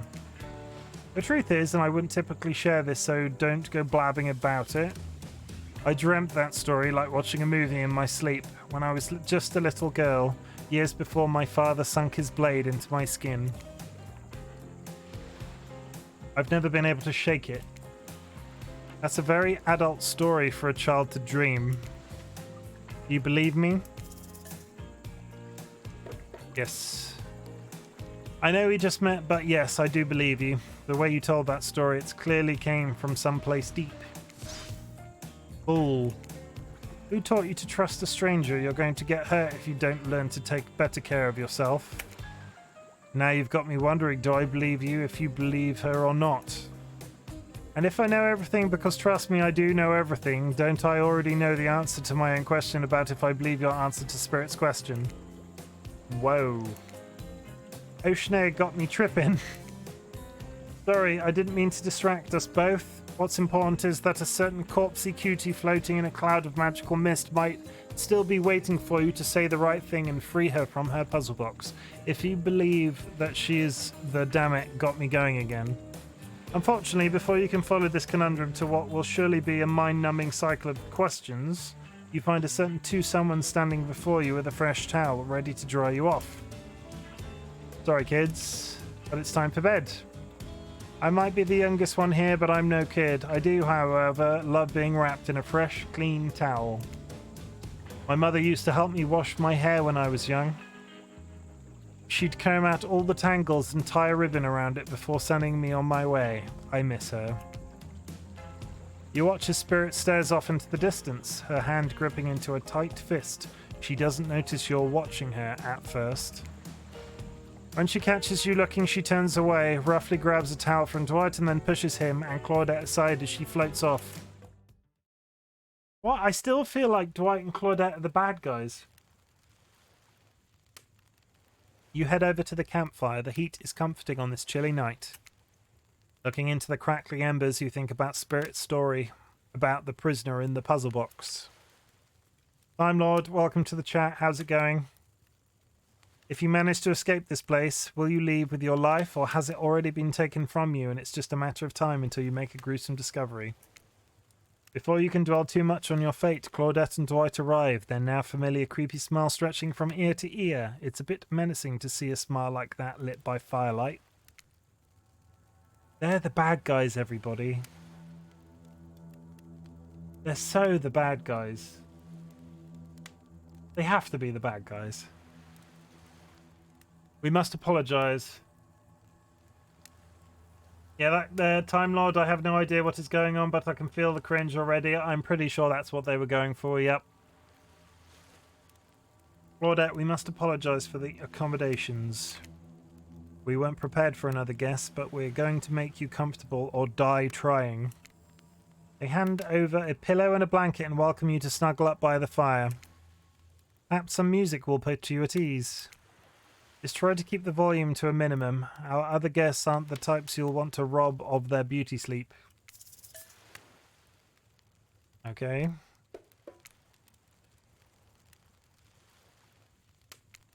Away we go. As you relax and look into the fire, the radio begins to fuzz and flicker. You examine it and decide that you might adjust the dial and fix it. Oh, geez. Okay. Let's see what's on this station.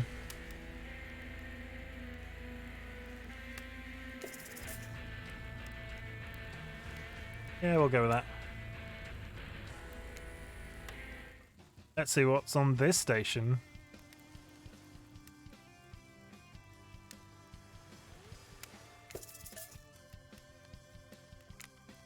I don't want to see what's on all of them. 96. Let's talk about our community. For us, it means two major things. First of all, the community is you out there.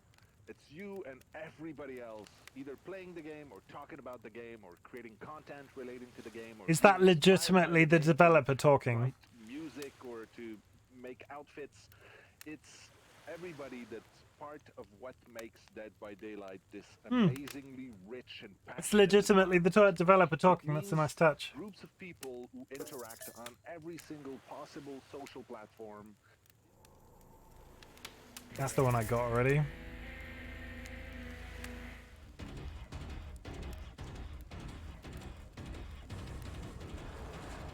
I'm guessing this is just the audio from the... This is actual gameplay audio from Dead by Daylight.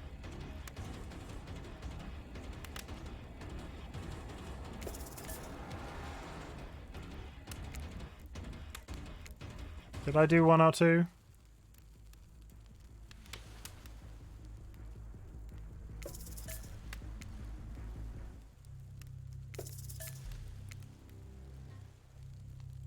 Can we talk about the accuracy that I'm showing here of going to each one of these one by one? Minigame my ass.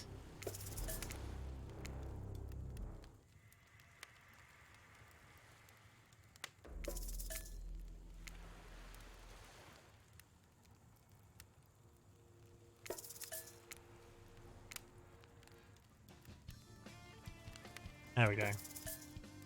Turn it off.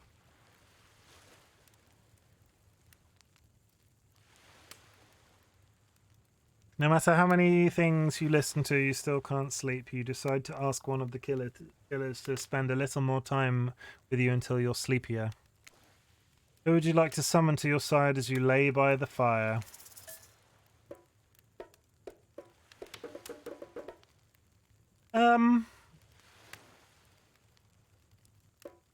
Is Trapper going to be a sensible decision? I mean, Trapper's not going to be very happy about it. I'll go with the Huntress. Huntress, are you around? I was wondering if I could get a little company. Huntress appears in an instant. You really didn't hear her coming. She's more than happy to tell you her secret for falling asleep when she's feeling restless. I got some tea. If a Soviet lullaby doesn't work, this special mushroom tea has always done the trick. When I'm not coating the blade of my hatchet in it to ease the passing of my victims, I'm steeping it in piping hot mug of water. Try it. You do. Finally start to feel sleepy, except maybe this isn't really sleepy feeling. Maybe you're paralyzed. You try to keep your eyes open, but you can't. Darkness overtakes you. The dark voice from earlier speaks to you again. Shouldn't still be as spooky by now. You've had a whole day of strange voices in your head, but this one is still undeniably odd. I do like the ocean is still talking to you. The human body is made up of 60% water. Did you know that? Of course you did. Everyone knows that, even amnesiac video game protagonists. Well, guess what? Drink as much as you'd like. You'll never get to 100%. You hear me? Don't think I don't see what you're up to. That's a bit ominous. Did the ocean just insinuate I just murdered the ocean by drinking a cup of tea? You awake suddenly to see someone looming over you. Wraith stares at you awkwardly. He says nothing, just stares. You look around to see if there's something going on behind you or on either side, but nope. Just staring. Oh, you're awake. I saw you with the Huntress right before bedtime. Are you making some sort of a alliance? Are you with... Wraith scans the horizon. Them? I'm just making sure you are who you say you are.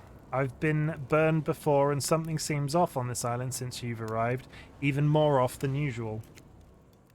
Maybe we could talk more about that tomorrow. It's just since you got here, I think we could have a really nice day tomorrow together. It's just you have no idea how long I've been here with these monsters, to be honest. I have no idea either. They're just awful, boring, loud, and stupid. You're different. There's finally someone here on my level. You're thoughtful, interesting, gentle. I think we could, you know, have fun. I could show you some cool stuff if you want. If you don't, that's totally cool. I get it. No pressure. In fact, probably just forget I was here. Good night. Was that a little bit, what's the neckbeardy? Milady. That was a little bit, like... God forbid I speak to somebody else. Finally alone for real this time, maybe. You drift off to sleep again. Hopefully you're not poisoned.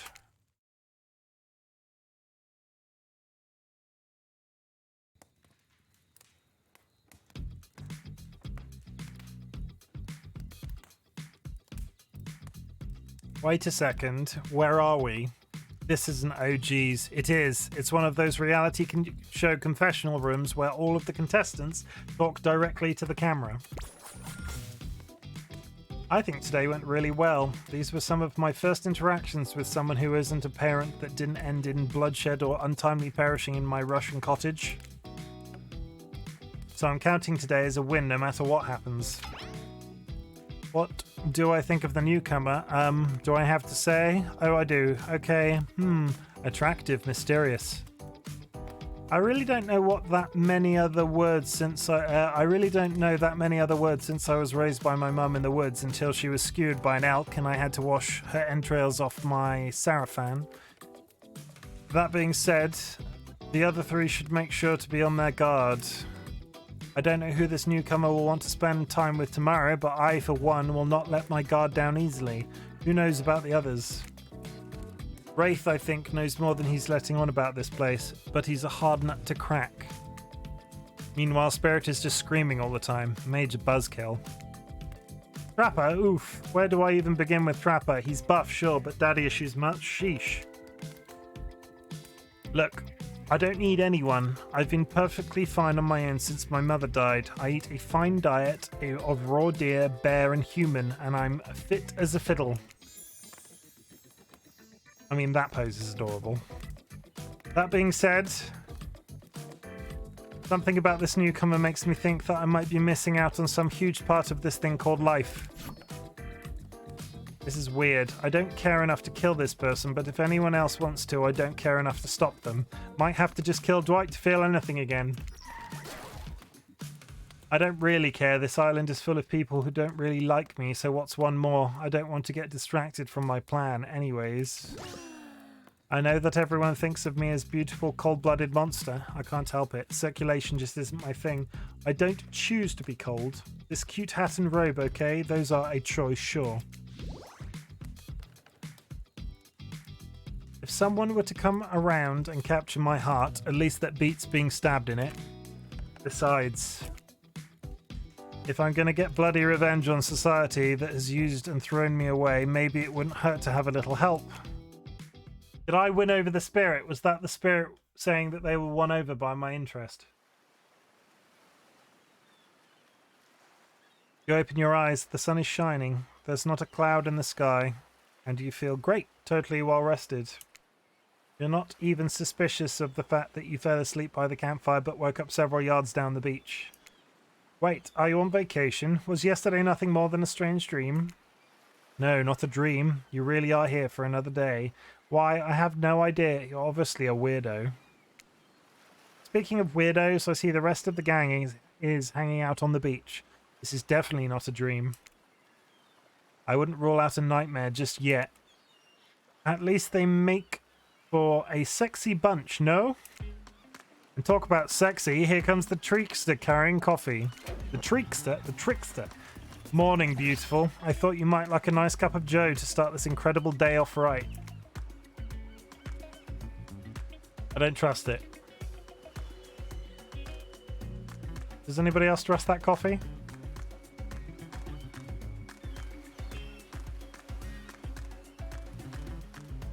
Trickster seems suspiciously cheerful. I'm sure there's nothing nefarious behind you. It looks evil. It looks pretty evil. Thank you, TLB. Trickster seems suspiciously cheerful. I'm sure there's nothing nefarious behind his joyful demeanor, though. Everyone knows musicians are morning people. I also want to wish you luck. Today is an important one. My only regret is that I won't be a bigger part of it. Budgeting issues. Also, I'm just swamped with engagements, especially on the other island. Trickster winks at you. If you want to ask him how to reach the other island, now is the time. Never mind, he left. Chimken. Well, at least he bought me a cup of... No, wait, don't drink that. What the hell was that?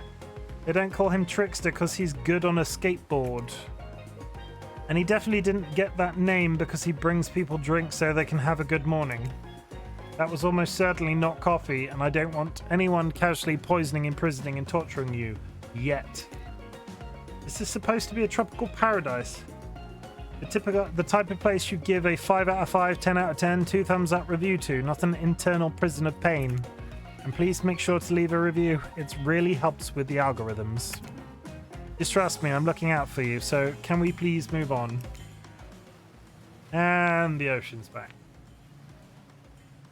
Ocean, hey, wait a second. How did a possibly omniscient, possibly unreliable narrator physically just knock that coffee out of your hand? Good point. This is not a parliament. This is not parliament, and the floor does not recognize the ocean to speak out of turn at this moment. I need no recognition, for I am the ocean. I dominate the land. I submerge those who defy me and become their watery grave.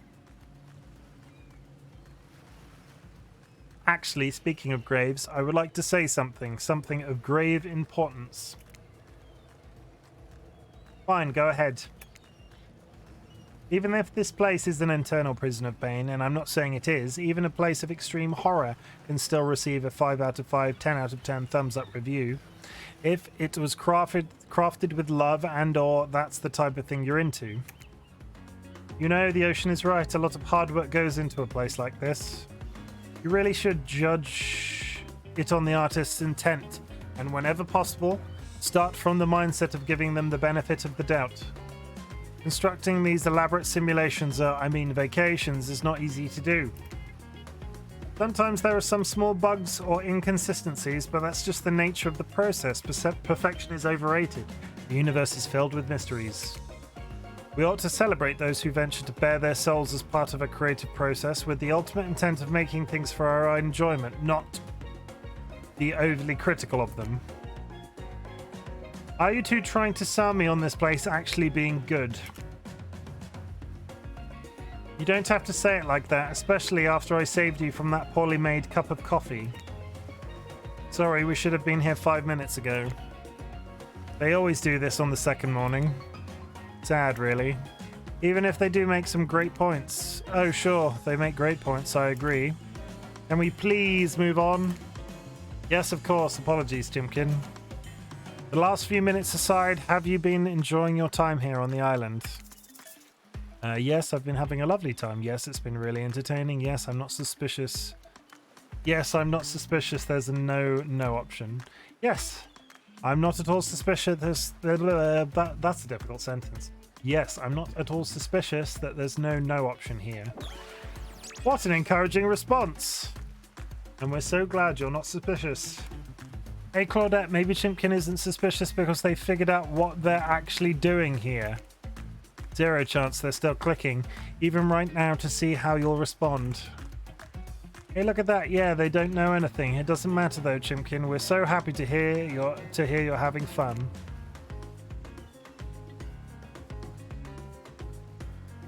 I didn't say I was having fun. We're all having fun, Chimken.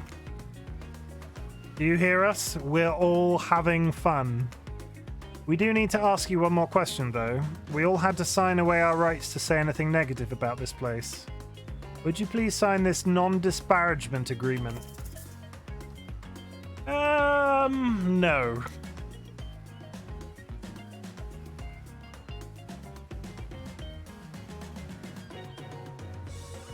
What? No, I will not say anything negative about this. I said no. I didn't want to sign it, but I've given them a verbal contract. That doesn't... No, I will not say anything negative about this island. You have my word that I, Chimken, agree with the terms of this verbal contract. Perfect. Delightful. Excellent. Yes, yes. Hey, Chimken, it's still totally cool if you have constructive feedback.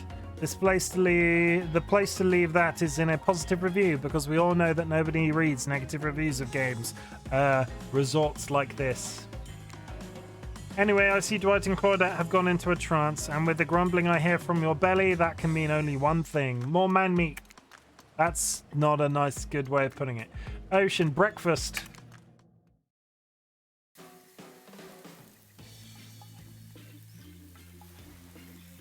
Jesus, that sentence. Okay, perfect timing. Everyone rolls into the dining area to lard up those sexy little bellies with pancakes and bacon. And so much for maintaining these beach pods. We're all half naked in a tropical paradise. Can we get some strawberries here? A yogurt? Magic powers will only get you so far. Even killers watch their sodium intake. You take your plate and sit down, thinking about yesterday and the whirlwind of feelings you experienced.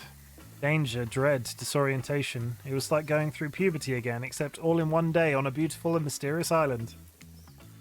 It looks like you're not the only one doing some introspection, though. Trapper stands up to talk about how his day went, in case anyone was wondering.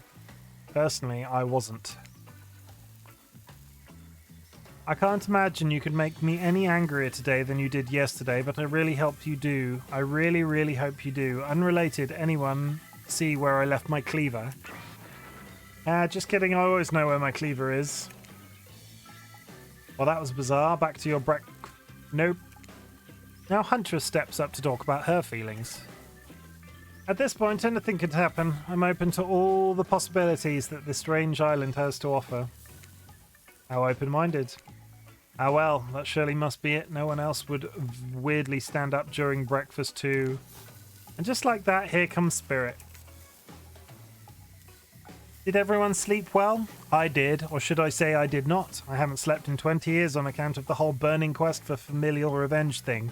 And last night was no different, so in that case it was exactly how it should be. Got a lot of reading done though.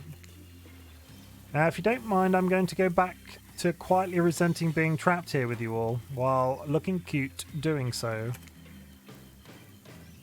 Guessing Wraith had enough time to work up the courage to speak in front of the group. Ah, perfect, there he is. Take us home, Wraith.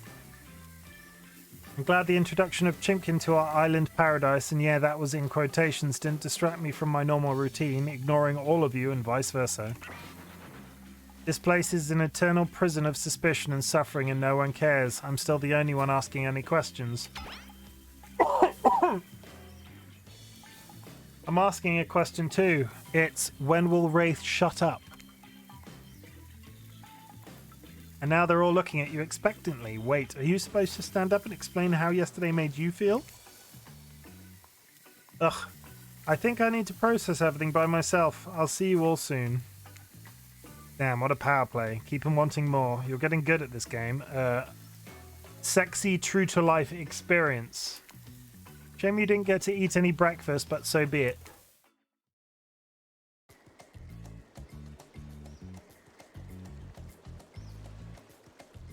After breakfast, you head to the hot tub by yourself to clear your head. Yesterday was, in short, a lot. Before you get there, though, something catches your attention. You hear that? Who are you addressing me? Well, yeah, I guess that is okay, right? You know, I might be pursuing a relationship with one of these 4 fine killers, but it feels like the person I'm getting to know the most is you, narrator. It's only okay in so much as it serves to illustrate that you've lost your mind, seeing how I'm not real and all. Yeah, I heard it this time. I think it's coming from behind the pool shed. No, stick it in there a little more. No, stick it in there a little more, a little more. Oh yeah, that's it, yes. How does that feel? Dwight's getting pegged. How does that feel? Intense. Nice. Yeah, that feels right. This is uncomfortable. Now I want you to take that and put it right. Yeah, you know what I'm talking about. Just like that. Exactly like that. I swear I had no idea these two even do whatever it is they are doing. I swear I had no idea these two even do whatever it is they are doing. I'm afraid to look. Please say something so they know you're close by and can hear everything. Oh wow, look at this super cool bottle of Trickster brand suntan lotion someone left on a chair. Anyone know where I can buy some? Damn it. Oh, come on, a little privacy, please. Dwight is panting and Claudette has a crazed look in her eyes. Sorry, I didn't know how to let you know I was here. And that I could hear you. Well, you know. Know what? What do you think we were doing? You were doing... I don't know exactly what you were doing, but it sounded like fun. They were doing something to each other. Do you think 2 people trying to find new ways to kill each other in a desperate search to make their own death permanent is fun? Oops, they were killing each other. We get 5 minutes to ourselves every day, and we spend it hoping if we stab each other in just the right spot, we won't get resurrected. I've come to believe that the key is finding the exact place we need to bleed out from, and I believe that place is our appendix. Why else would it be there? This game, for the love of... Just... Okay, it makes sense to me. Did you actually think we were me and him? Do I? Ah ha ha ha ha. They do call Dwight the Prince of Pegging. You don't have to laugh that hard, they get it. Ah ha ha ha ha. My life is a nightmare, and yet somehow it's never been worse than right now. Let's go, lover boy. I noted all our entry wounds, and our 5-minute is up anyway. Good luck, Chimken. You're going to need it. And hey, if you figure out how to escape this island, please make sure your ghost tells us how. That was both a tragedy and a comedy. A cragmedy. Shut up, I like it. Anyway, where were we? Oh yeah. You're heading to the hot tub by yourself to clear your head. Yesterday was, in short, a lot. So far, today has been exhausting too. But you're dedicated to achieving a true centered sense of calm. No drama, no bullshit, just soaking up sun in a heated pool. Today you're on a date with you. Oh, I like that. I want to be on a date with me. Who would make the first move? And aside from that disturbing thought, all is going to plan until a shadow blocks your precious sun. Spiky tipped, like a palm tree is bending over to screw with you.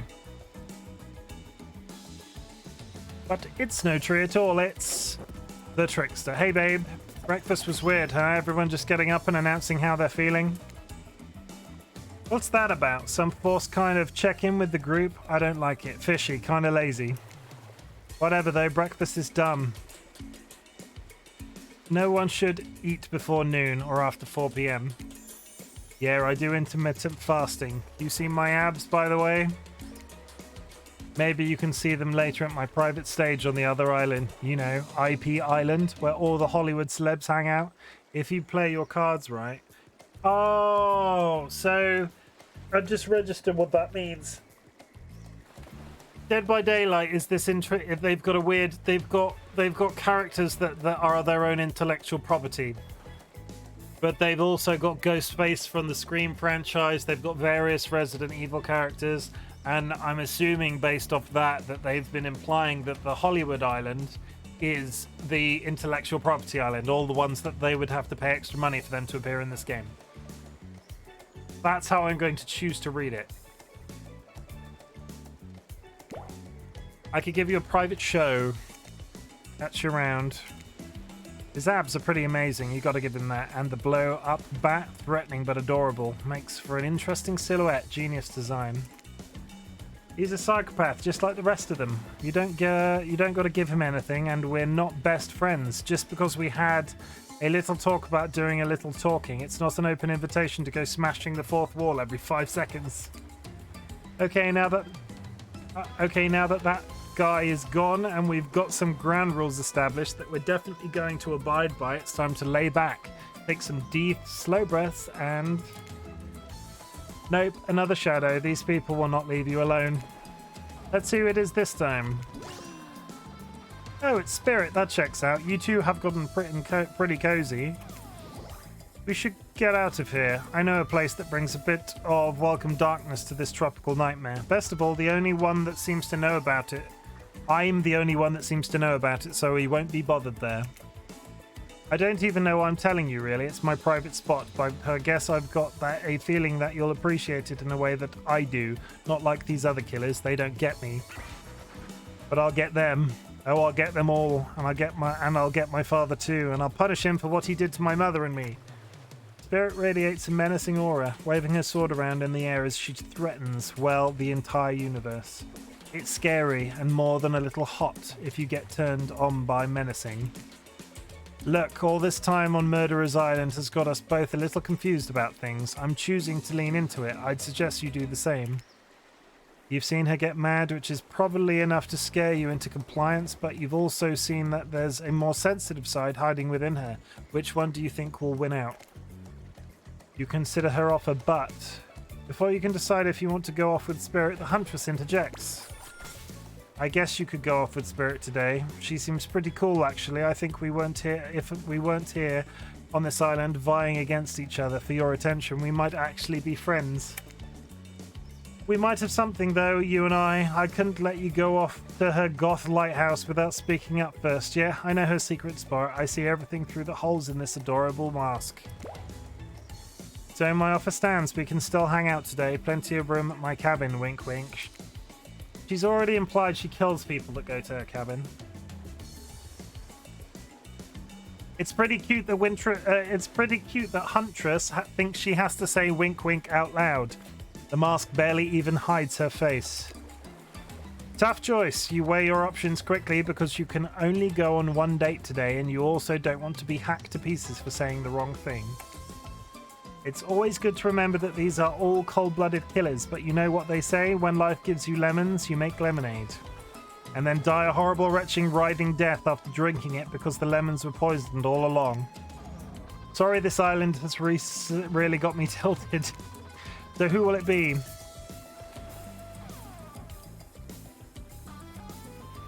Chat. Who am I going on a date with today?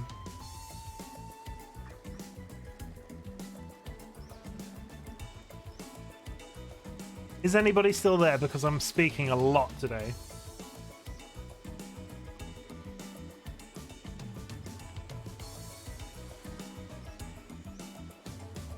Tapper wants me to go Spirit. Do we have any other votes? I mean, Spirit is the most like Dolly at this point.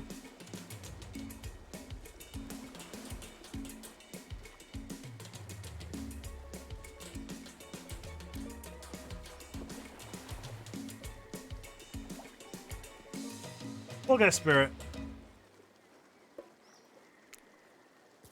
I gotta go with Spirit. You've made the correct decision. But know this, just because you picked me doesn't mean I'm going to slobber all over you like a dog, understand? Well, of course, You've still got a lot to prove to me. I want to believe that our connection is real, but I've been hurt before. TLB, that is fine. I appreciate you lurking nonetheless. You've still got a lot to prove to me. I want to believe that our connection is real, but I've been hurt before, literally with a katana. A katana that I now wield in spectral form, you feel me? Because you feel me, you will feel me if you try any of that macho trapper crap. Yeah, I feel you. Before you ask Claudette and Dwight to clarify, I'll just let you know that yes, it is too late to change your answer now.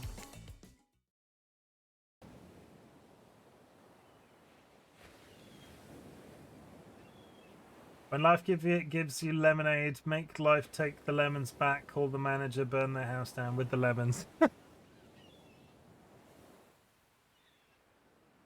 I am, before we start, I don't have to save this game at all, have I? I'm very aware that I've been playing for 2 hours. I have not saved this game once.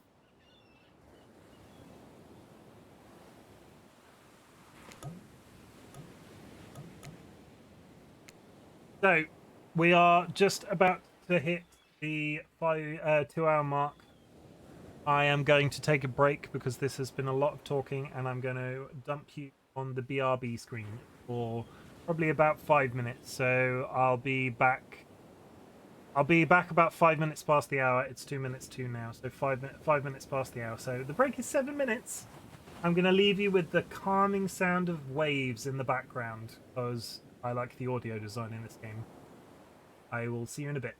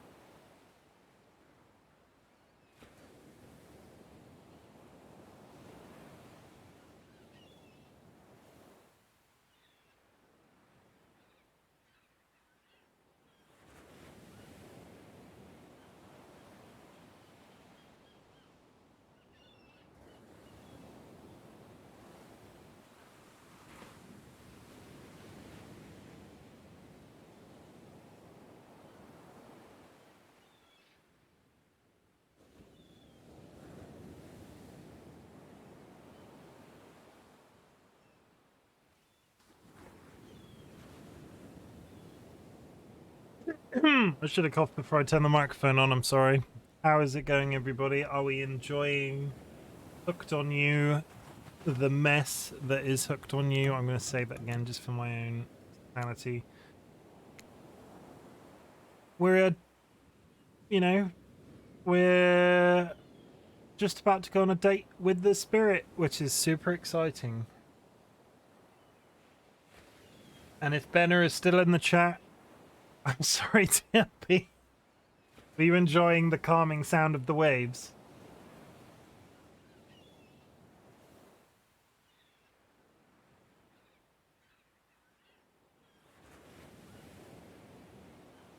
If Benner is still in the chat, I have earned 48,000 cookies since she redeemed that at the beginning of the stream.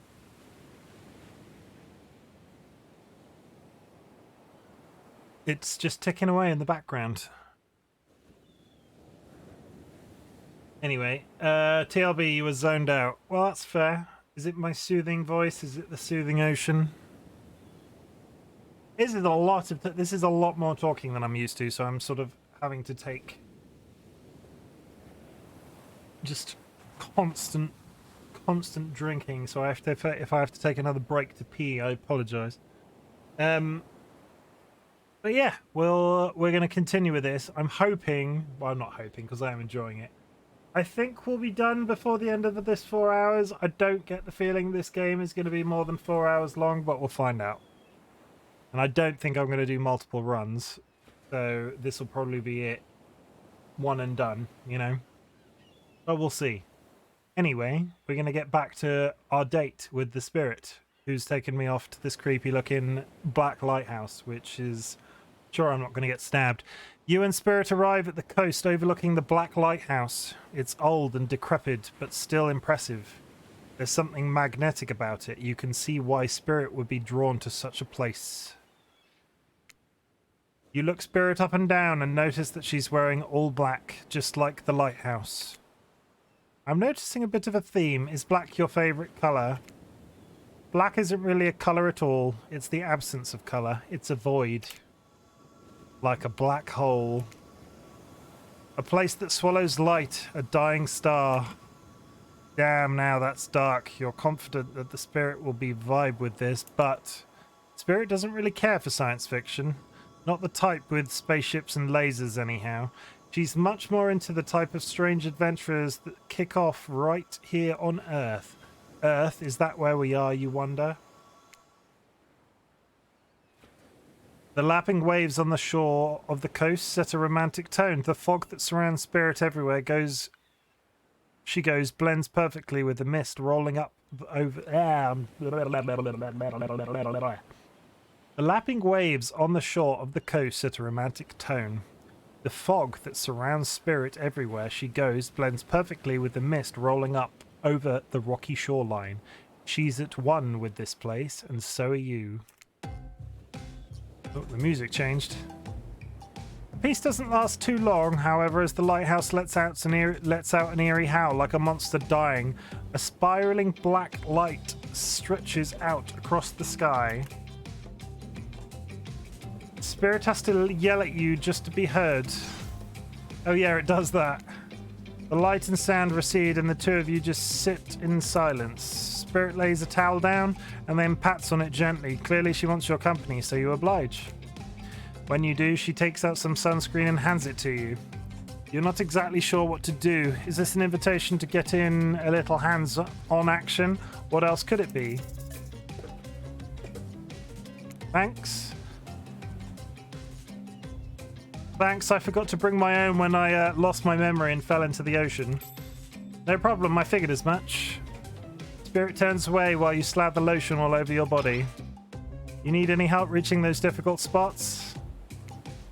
You see a hand float around your back. Yeah, sure, why not? Sure, why not? Spirit's hand on your back is ice cold, but she has a soft touch. When she's done, she takes care of herself. You watch as Spirit applies sunscreen to herself in the most unique way by floating her own hand around her back to spread it on.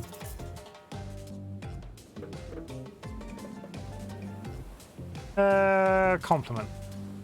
The fact that your hands just float around you like that, you can reach things way easier than I can. It's almost like you're some kind of superhero. Oh, I don't think she liked that. I'm glad you get a kick out of it, but floating severed limbs isn't exactly the type of superpower you think to wish for as a kid. I'd much rather be able to read minds. Maybe then I'd understand why some people act the way they do. Oh, no.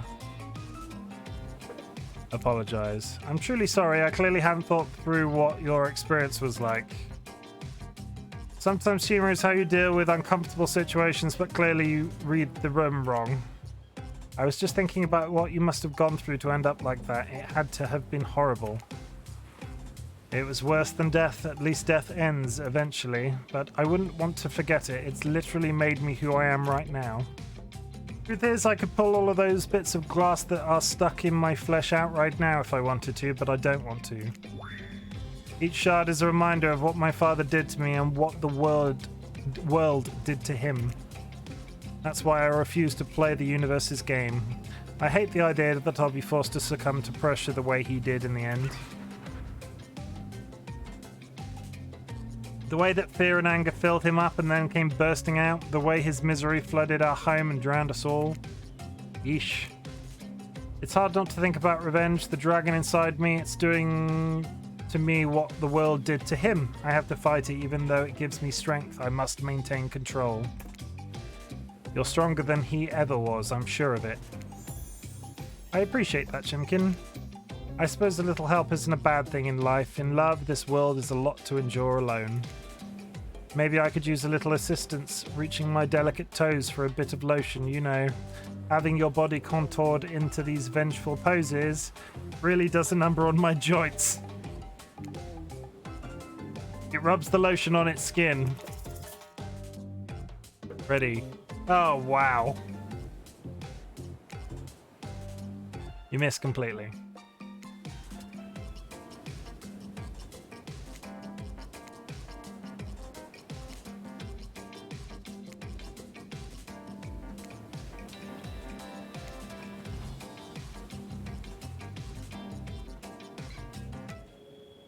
Well, I suppose that lotion made it to where it was supposed to be going eventually. Well, I suppose that the lotion made it to where it was supposed to be going eventually. And you weren't too incredibly wasteful. I'm not a woman who believes in rushing through things just to get them done. I do not ever, like, all joking aside, TLB, I do not recommend ever having sunburn on your feet. It is not a pleasant experience. If there is a next time, I'm sure you'll do even better. You look up at the lighthouse, its ominous dark form hovering above this moment between spirit and yourself. Evil as it clearly is, in this case, it does you a solid by blurting out another ominous moan and burst of black light that rescues you from this awkward silence. From seemingly out of nowhere, an ancient-looking ship appears in the water. It glows itself a thing of death, a spirit of a ship that once sailed these seas centuries ago. A tattered black flag whips in the ocean air above the ship as it careens towards the shore. Tappercroft in chat. Dolly is a lucky lady with them massage skills. You know it, Tapper. Before crashing on the rocks, it must have been drawn in by the lighthouse. You hear the distant shouting of sailors as the old wooden ghost ship breaks up and sinks into the water. Oh right, it does that sometimes too. Should we do something? Nah, the sharks will take care of it. Within a minute the ocean is quiet again except for the waves. Note to self, hungry sharks. But these time-traveling pirates, or whoever they are, you're half sure you saw one of those skull and crossbone flags, aren't the only ones drawn here today. And it's Wraith. It's Wraith, he emerged from the palm trees behind you. I didn't come here to break up your date or something. I came here for that. Wraith points to the lighthouse. It is indifferent to his attention. I've been seeing it in my dreams, shining its strange light on me. I can't avoid it. Through woods and walls, nothing seems to stop it from reaching out to me. Duh, it's a haunted lighthouse. It does that to everyone at some point. You're no more special than me, those dead pirates, or that mermaid I saw washed up on the shore that one time. Ew. Mermaids, by the way, aren't even close to as beautiful in person as they are in the movies. More sea witch than underwater princess, if you get my drift. It's all part of a vast conspiracy, an epic river of lies that runs beneath the island or something. I'm pretty sure I figured it out, the basics anyhow. If you come with me, you can get cut. Spirit waves her katana, nearly trimming a couple buttons off of Ray's tropical shirt. He takes the hint and backs away a few steps slowly. For the quiet guy, he never really shuts up. Okay, be that way, you'll see. Alone at last, tension broken, deathly moans quiet, and Wraith banished back to wherever he hangs out. You scooch close to the spirit, breathing in the damp, foggy air that seems to emanate from her. It's not quite clear how that whole fog thing works, but you don't even care. You're feeling this moment. Spirit seems to be feeling it too. She starts to adjust her robe, and you get a peek at the bathing suit beneath. Someone who seems to intent on proving how little she cares about what everyone else thinks. She's put a lot of work into getting into that suit. It's got straps for days. However, you're so focused on what's happening with Spirit, you don't see the next interruption coming. And Claudette and Dwight burst in on you and interrupt whatever you were doing. It doesn't seem like they were worried they'd bump into much. We're here to make a very dramatic announcement. Well, technically, we're here to invite you to join us back at the beach. Well, we'll be making a very dramatic announcement. It's hard being the producers and the hosts. Aren't survivors supposed to work in groups of 4? When you arrive at the beach, you realize you were set up. Despite promising an announcement, Dwight and Claudette simply stand quietly. This isn't at all what was promised. Wait a minute, there's no announcement here. But there is a me. That's ominous. You got mud in your ears, friend? I told you to get lost. Don't you see? Lost is what I am, and so are you. But I know the way out. I've got a map back in my secret lair, literally and figuratively. Yeah, I know the difference. That's why you should ditch Spirit and come spend the rest of the night with me instead. You've got a secret lair? Damn it. Who said anything about a secret lair? I said I've got sap in my secret hair. There's a flap on my secret chair. Don't change the subject. Don't ask me what he's talking about. You're trying to make a mess of the first nice day I've had in I don't know how long, because it's not even clear what year it is, but in a while. I'm not about to be ditched by the likes of you. It's not me messing things up. Like I keep trying to tell you, it's this dang island. I've come to accept a difficult truth. What's happening here? Well, I'm convinced that it's our fate. It's not anyone's decision. It's simply the way it will be. There's no use fighting it. What would you even know about fighting? All you know is hiding in your spooky little lair. In your spooky secret... Sorry. Not little lair. What would you even know about fighting? All you know is hiding in your spooky little secret hair and crying like a baby while ringing your little bell.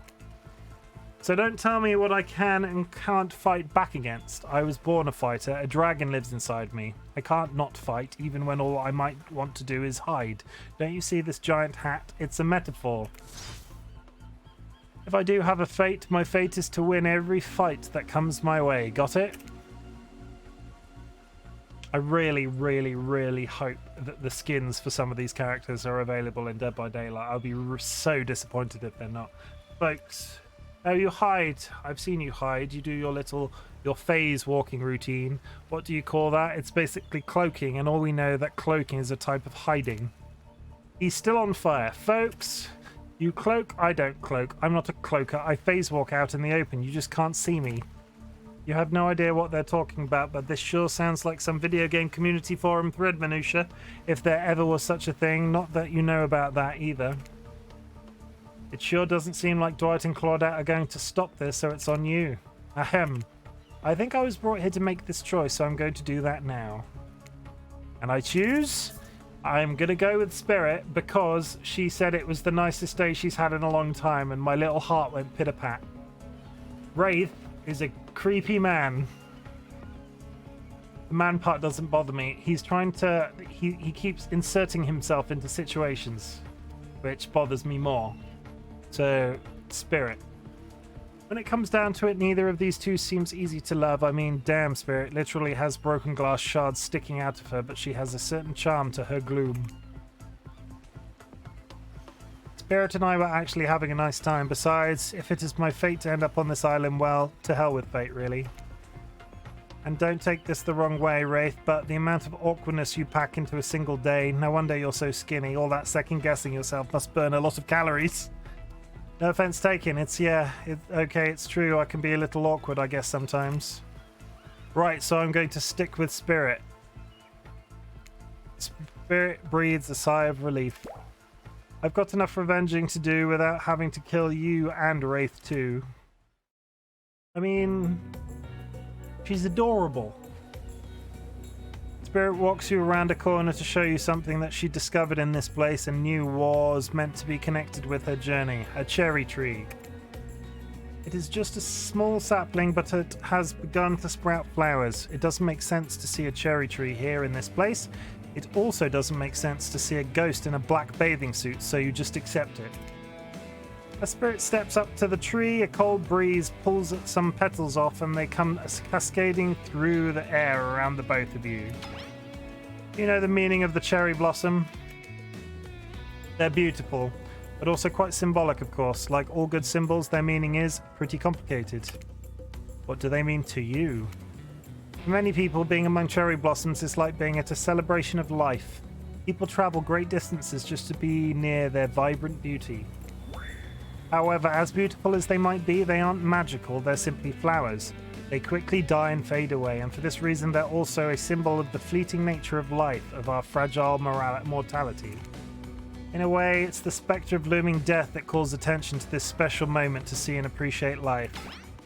How does that duality make you feel, Chimken?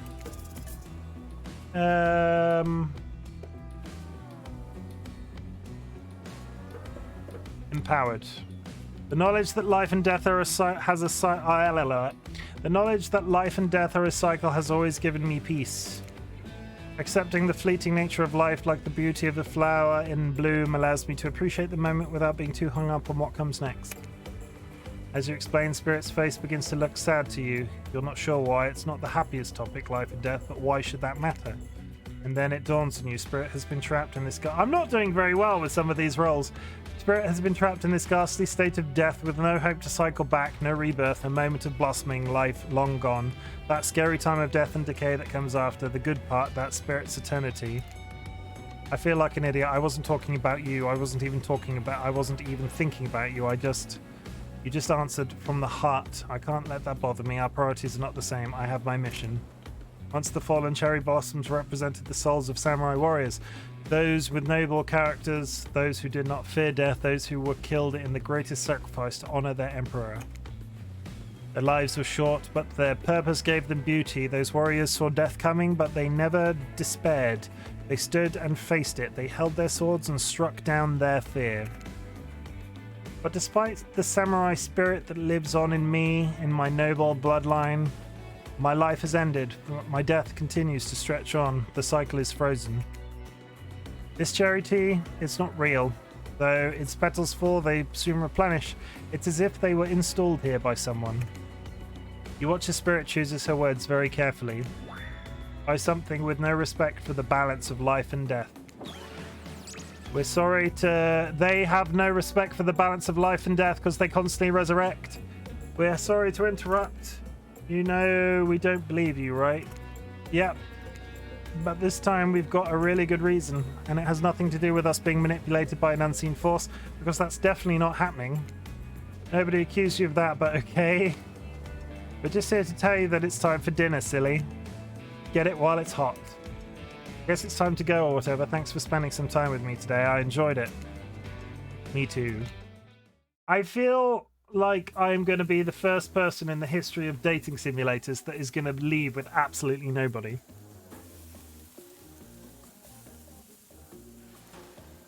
What a fun day you've been having. I can see it written all over your face. You're shining. And that's not just the remaining anxious sweat from spending an afternoon courting a psycho killer. No, you are really feeling this whole romantic experience. Don't worry, I'll keep your dirty little secrets. But enough gentle ribbing, it's time to get back to business. All the appetizing singles have arrived for dinner, including Trickster. Wraith is here too. We're not going to do the gag where we cram them all on screen at the same time again, so just believe me, they're all here and they're just as sexy and demented as you remember them. With your love on the line, everyone is being very careful not to offend you by saying the wrong thing. Congrats, by the way, on getting this far. I'm surprised as you are that these four are falling for you. No, not because of your personality, but because you just met them yesterday. However, since Wraith seems like the biggest longshot to end up holding onto your heart, he throws caution to the wind and speaks up. It's a pretty small consolation prize for being the least loved killer on Murderer's Island, but hey, letting them have this one moment in the spotlight is the least we can do, and heaven knows they won't do any better than that. I'm sick of watching everyone else gorge themselves while I'm preoccupied with, trying to get to the bottom of this never-ending nightmare. So tonight, none of that. I'm not really hungry anyway, so I say we just do a simple salad or something. The green kind, not the mayo kind. Mayo is gross. I'm fine with just lettuce. It doesn't have to be fancy. Not iceberg though. It's not nutrition. It has no nutritional value. Letting Wraith choose was a mistake. That's on all of us. Dinner will be served shortly, but certain power brokers would like to know about your day. Would you like to share your day with the rest of the group? You've had an interesting day, that's for sure, but how will you describe it to the others? Say too much or too little, and it could affect your standing with the group. Okay, but don't just sit there saying nothing. Nothing is not an option. Be coy. It wasn't really a date, more like two people avoiding everyone else and choosing to be alone, but doing it in a relatively close proximity to each other. That's exactly right. Couldn't have not said anything of value better myself. Spirit is clearly happy with you the way you portrayed your date. No surprise she doesn't like people getting into her business. Dwight and Claudette bring out dinner. Everyone eats in silence. No one trusts anyone now, and they're all very tired. Oh wait, no, sorry. That's a dreary supernatural horror thriller set in Antarctica. Not a charming parody dating sim set in an undisclosed tropical paradise. Bon appetit. Boni appetit. Don't you mean bon? No, almost everything we serve has lots of bones in it, even the vegetables. Impossible to avoid on this island. Everyone eats without speaking. Tensions are rising both of the sexual and deadly variety. I mean, I feel like I need to write that down. You know what I can do? Add a marker, so I can get that for later.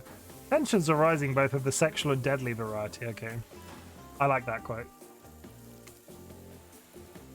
When everyone finishes, Dwight and Claudette come back to clean up the table.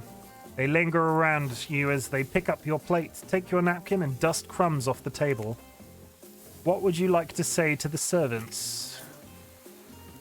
Yeah, they're being mean. I'm going to ignore them. I can't save currently, Papa. I will save after this conversation. What would you like to say to the servants? Ignore them. Is there anything else we can do for you? Anything at all? Anything? A manners book, perhaps? It's fine. We're used to this kind of shabby treatment here on Jerk Island. Everyone, if you would please be so kind as to follow us to the fire pit, we'd greatly appreciate it. We've been told something big is going to happen, something that will change everything. You can go willingly or you can go unwillingly. You have no choice. Tough cookies. Did you have a choice on how you said that, dweeb? Yes, and I immediately regret how I did. Good, something needs to change around here. Fire is rebirth. Fire illuminates the soul. I hope the fire isn't too smoky. Smoke hurts my eyes. I have pretty sensitive eyes. I'm also horribly afraid of it. The fire, I mean, not my eyes, because of childhood trauma involving fire. And finally, everyone starts moving towards the fire pit, if only to get away from the wraiths complaining.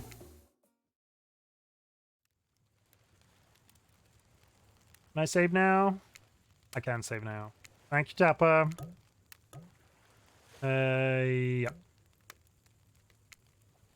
You take a seat on a comfortable log. feeling the fire's heat against your skin and wait for other killers to take their places, wondering who will want to tell a story this time. So it's interesting that Wraith is the only one I've not interacted and actively avoided, and they're calling him the worst, like the one I like the least, because I've sort of interacted with Trapper once. So yeah, there we go. It quickly picks up what's going on. You take a seat on a comfortable log, feeling the fire's heat against your skin, and wait for other killers to take their places, wondering who will want to tell a story this time.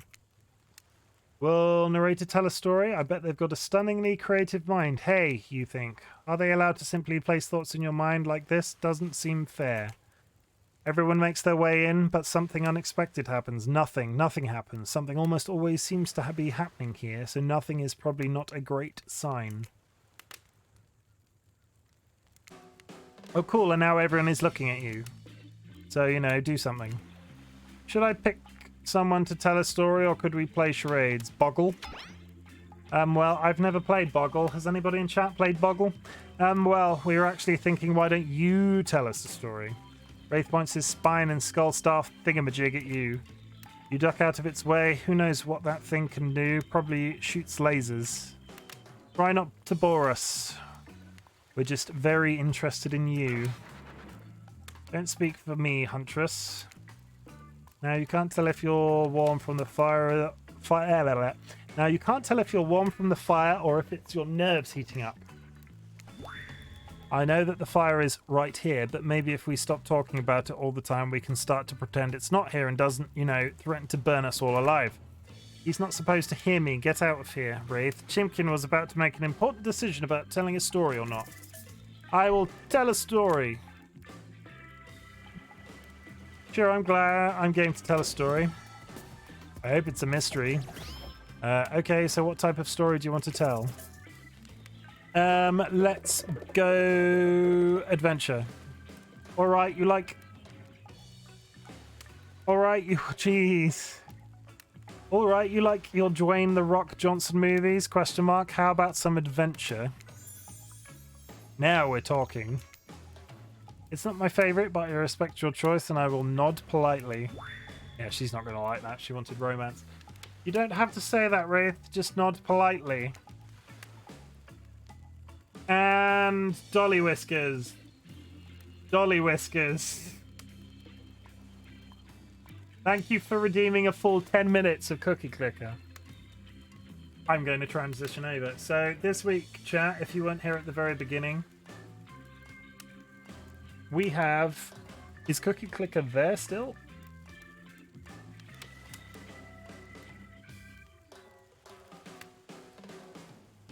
Hello, Cookie Clicker.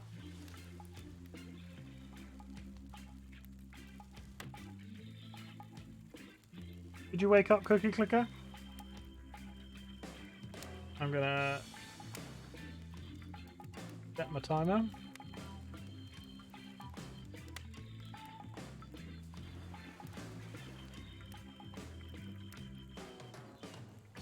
For some reason, Cookie Clicker is not showing.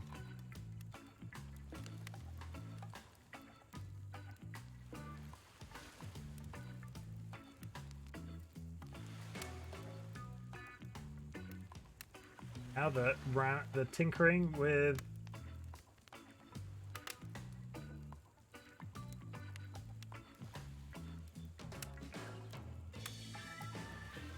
why are you not working?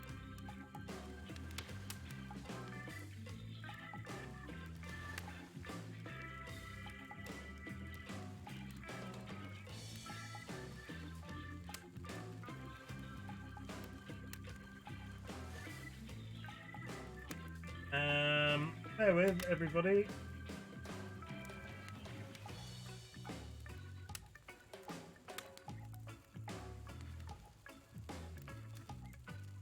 Okay, you go away.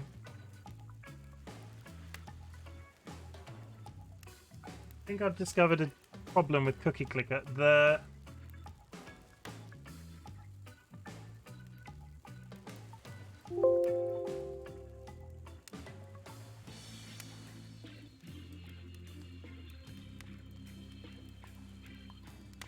Oh, why is this happening now?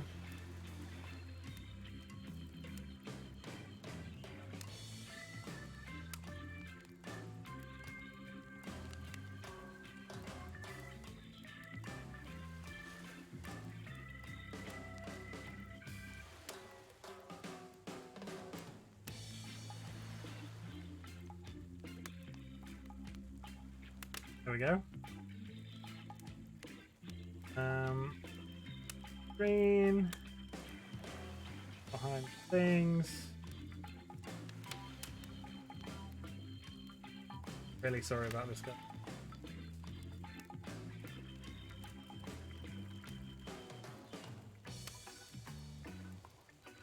Green.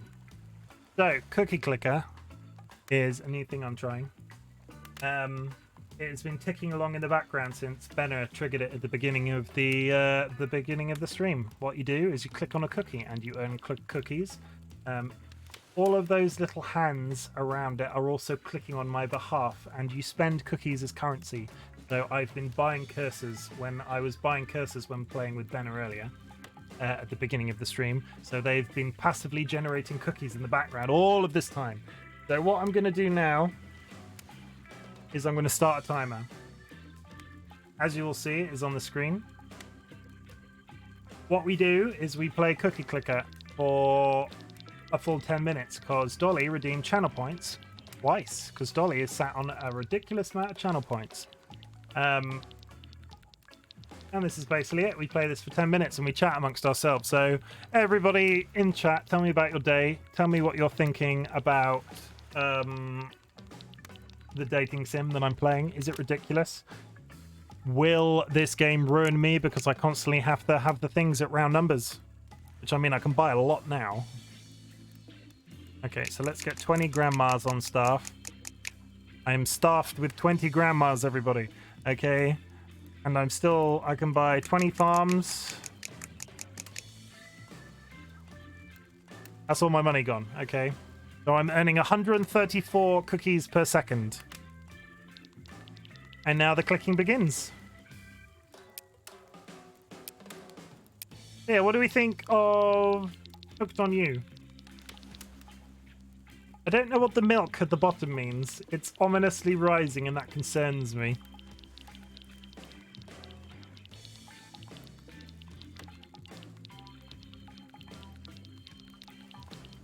I mean, the background music helps, right?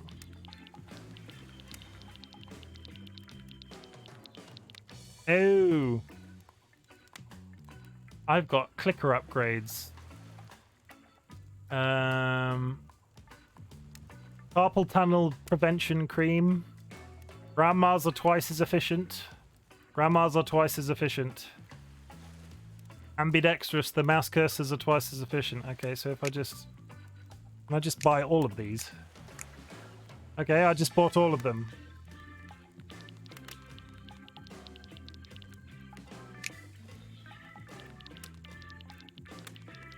There we go. You can dip the cookie in the milk. It does nothing. TLB, are you a cookie clicker fanatic? Have we discovered your secret passion? Hang on. Oh, wait, no. Sorry, I thought somebody redeemed this 3 times. 10 minutes is the top.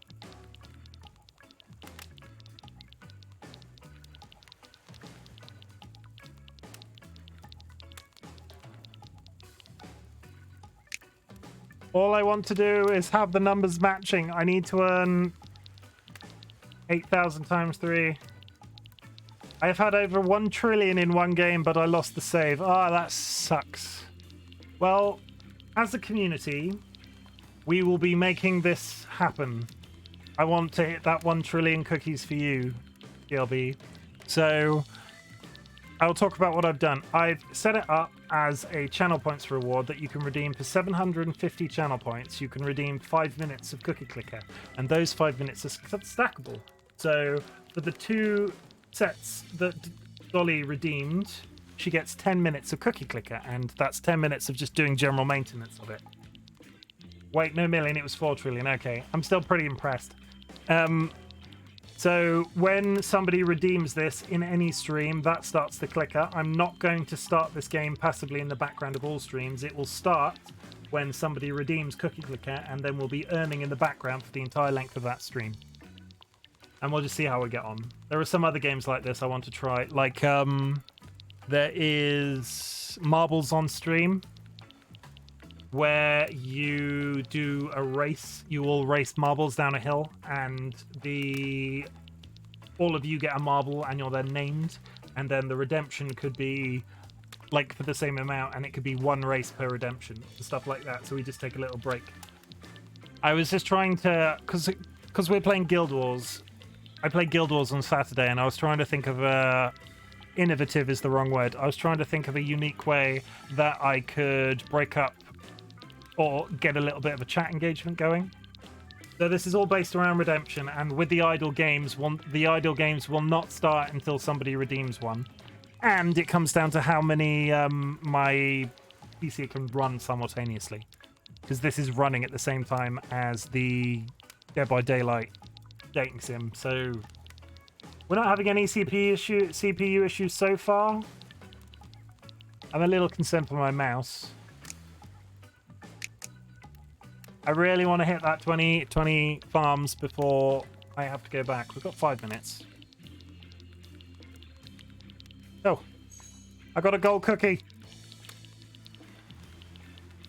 So the funny thing, I find it funny. The thing is, whilst this is all going in the background, as you just saw, golden cookies will be spawning. So I'm totally missing out on lots of choice opportunities to gain cookies. But that's just it's just what I have to bear. Oh, come on. 384 per second.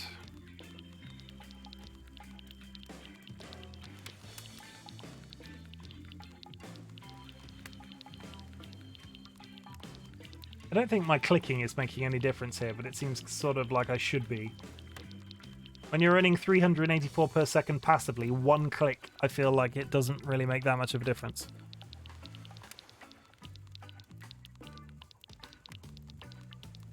Is that it? No. Oh, I'm so close.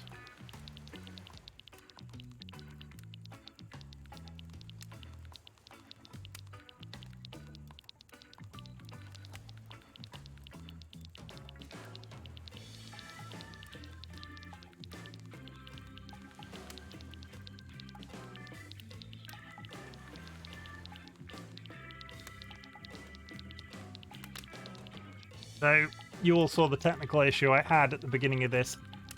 They've not coded this for streaming because when the name of the window, the name of the game window has a running total of how many cookies you've gathered, so you can have it you can have it minimized and you can see how well your cookies are generating over time. But because that number is constantly changing when you're running it passively, you constantly have to reinsert the game into OBS. So I don't know whether or not this will be repeatable or that'll happen next time, but we'll see. How are we doing? 2 minutes. I got my 20. Should we buy our first mine? I'm going to buy my first mine. We're now mining biscuits, everybody.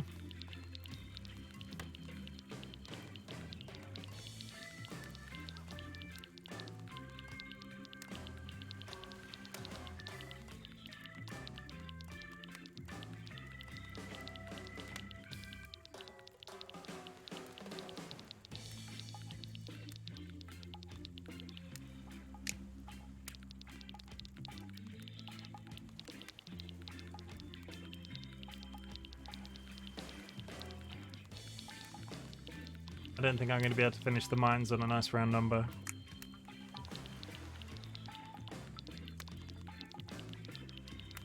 Also, having the number of certain amount of things is really, it's really satisfying to my OCD.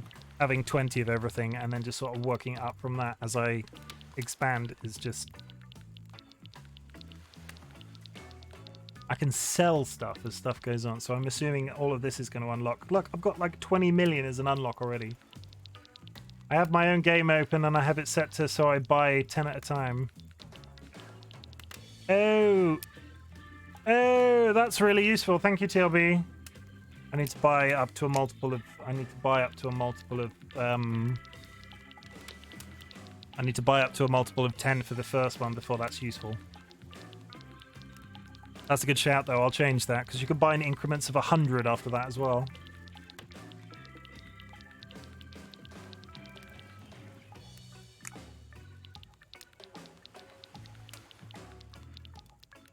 How are we doing for time? 1 more minute. Thank you. I mean, I'll be honest, I didn't launch this game and start playing it until the start of this stream, so there was always going to be a certain amount of learning that came out of this. I like the little headings that come across the top. Just told me that my cookies are worth a lot of money.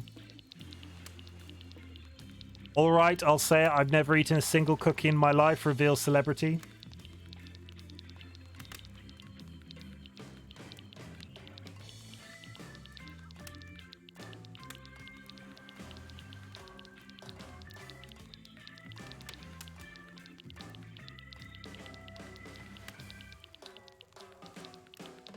This cannot be good for your mouse.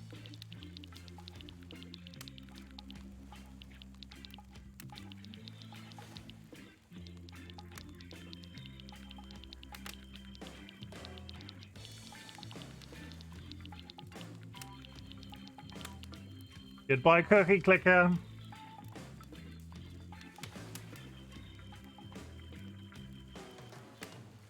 And we're back. The grandmas have names and ages.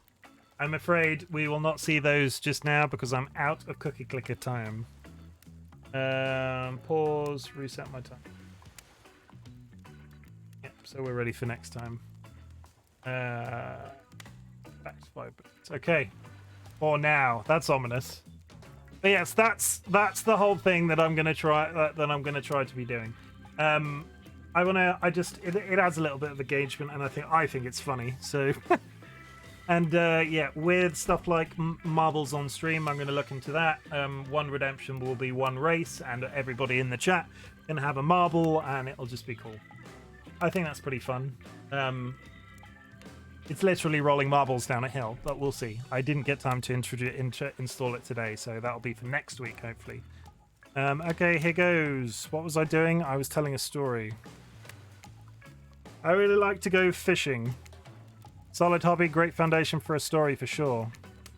You pause, everyone is waiting with bated breath, no pun intended. Oh wait, that's it? Not much of a story, barely even a thought. My pun was better than that story. You sure that's all you have to say? Yes, that's all. That's all I've got. God forbid you give the narrator a break and do some of the storytelling for once in your stinking life. Everyone's a little disappointed, but hey, we can't all be Hans Christian Andersen. No, I was just kidding. So what type of story do you want to tell? I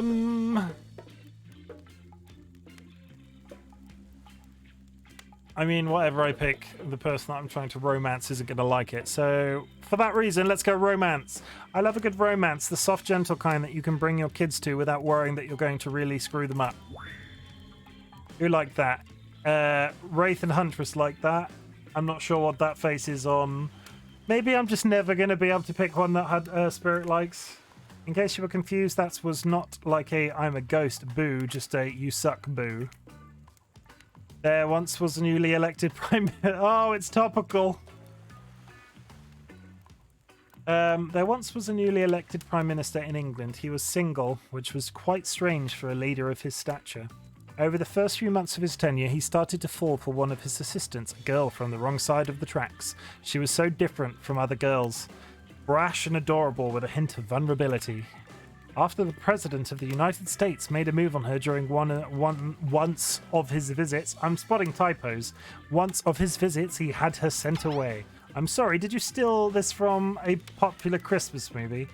Is that oh god, what's the popular Christmas movie that's the storyline to?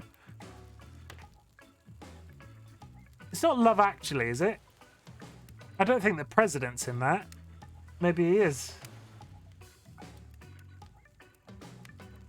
I'm sorry, did you steal from this from a popular Christmas movie? You watch Christmas movies? Obviously, they're the only thing on TV in December. I have all the streaming subscriptions, but I still love really love flipping channels. I sympathize with that. I like flipping channels. I want to know what happens to the Prime Minister. Do they end up together and start a family? If this doesn't end in revenge, I'm leaving. When do people get tortured in a warehouse? It's not that kind of movie. Oh. That didn't go well. Never plagiarize a masterpiece.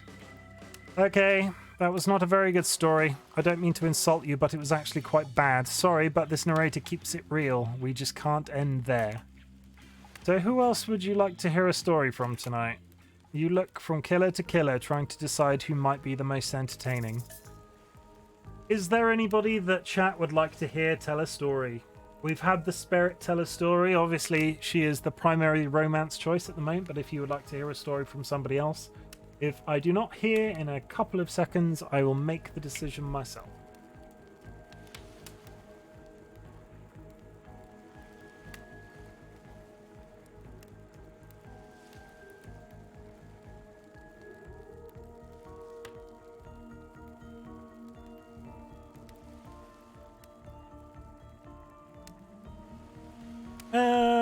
I'm gonna go Trapper. Trapper surprises everyone by immediately stepping up and unironically taking an orator's posture. Orator. There was a young man who loved his young wife, and the child they had gave the lovebirds a happy life. Is this a poem? But one day the couple went out for a swim. Mother didn't return. The boy only had him. Some say the currents took her away, yet others said different. Pointed the husband's way. But the young man was fearless, cunning and smart, and he had many goals, both grand and bold. Easier, they'd say, done with a fresh start. A wife with her own dreams wouldn't help him at all. Lucky for him, I feel like I've just ruined the delivery of this entire thing. Lucky for him, hers drowned in the streams. Neighbors only whispered, though, of a crime so great. But no one ever accused him, lest they meet the same fate. That was different. How do you react to this performance?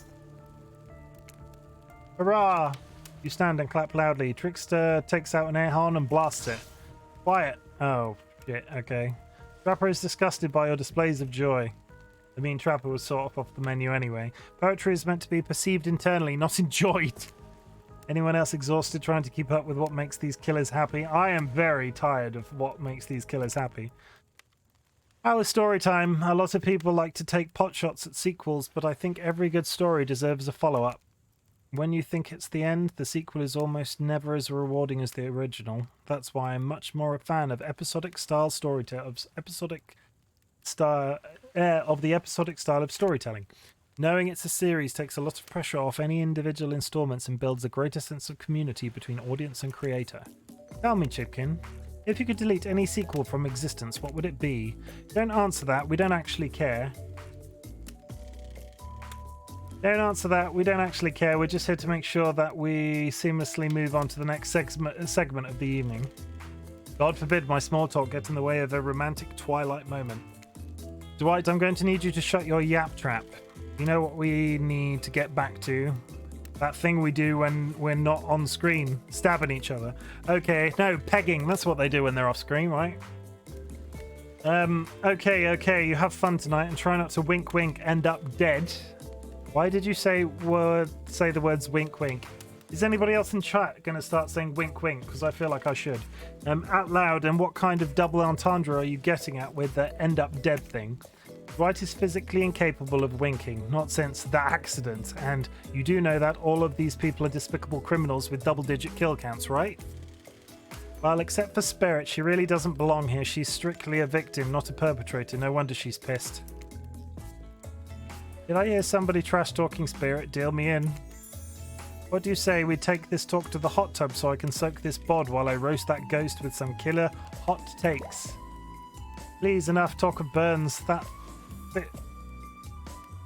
Please, enough talk of burns, things that are lit or getting blazed. It's not enough that these activities have to be set next to a literal fire. Must I be surrounded by figurative flames as well? What if we turned and ran as far away from this place as we could? Just you and me. On those spindly legs, you'd probably tire before you got too far. If it's running away to someplace more secluded Chimken is after, they should obviously join me. Have you seen these legs? Pure power. Not that my walk speed really reflects my giant stature, but that's because I choose to move slowly for stealthy reasons. It's my own choice and it's completely logical. Why is everyone so obsessed with comparing themselves to each other and creating drama? I'm so over all that. Don't you get it? Society wants to trick you into fighting with each other so that corporations can swoop in and sell you fake solutions to all your fabricated problems. DLB says, killers are always hard to make happy. They kill people to be happy. No, I can appreciate that. I'll be sitting in the shade and drinking something locally sourced while thumbing through a public domain novella printed on recycled paper because I refuse to play their game anymore. It's like she's actively trying to be as unappealing as possible. Does it really turn anyone else on or just me? Despite Trapper's insatiable appetite, it seems his attention, along with the attention of everyone else, is still on you for the moment. If you could, I don't know, just pick one of us, maybe we could all move on with our lives, or, you know, some special projects we might have going. You heard him. Who will it be? Who will you head off with for an evening activity? I'm just saying, you may not get a ton of chances to date around like this before your time on Murderer's Island comes to a close. And no, I'm not satisfied with that name either, but with the streaming reality TV dating show boom happening, it's pretty much all that wasn't taken. Which killer will you pick? And yes, we're back to excluding the trickster because, ugh, that guy. Let's go Spirit, because I feel like I'm picking all the shitty choices and I want to win her over. Oh, you picked me. Ah, sorry, that was rude of me. I despise phoniness, so I should be honest with you. You make for interesting company, and I love the idea of winning over these other killers at all costs, even when I hate the game and the prize. But I had a long day. Floating, subverting expectations, grinding my teeth as I imagine sweet, sweet revenge. It takes a lot out of me. So don't stop bringing your A game, alright? It might seem like I hate everything, and getting to really know who I am is an impossible task not worth trying, but too bad. You won't know unless you search deep inside yourself and bring everything you've got. Or just say the exact right thing at the right time and melt my cold heart in an instant. I don't know. The rules here any better than you do. See you later at the bar, I guess. You arrive at the bar to find Dwight and Claudette both holding cocktail shakers surrounded by a bevy of bottles for assorted boozes. A bevy of bottles for assorted boozes is a very nice sounding sentence. Who's ready to get wasted? As you know, I don't drink, so not me unless you mean wasted as in killed, in which case, Dad, if you're out there somewhere, I'll find you and waste you for what you have done to me.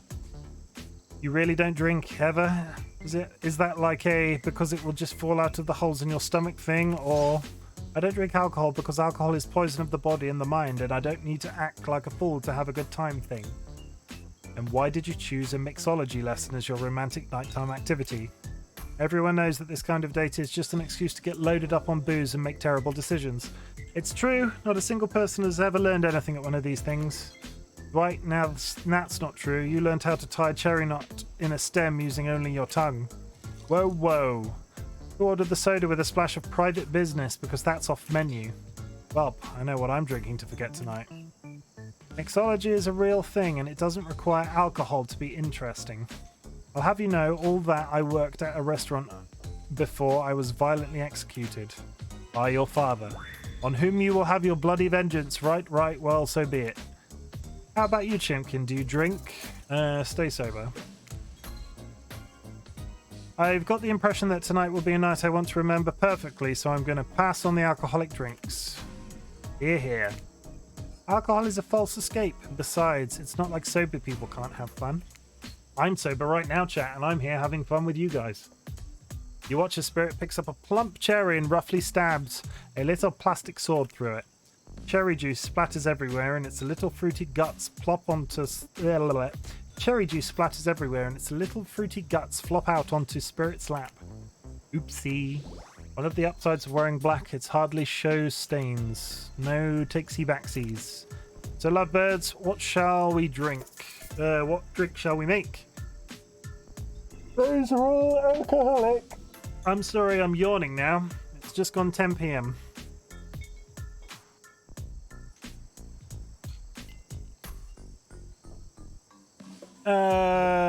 I mean, a zombie seems a little on the nose for the dead zombie one. A fancy beer.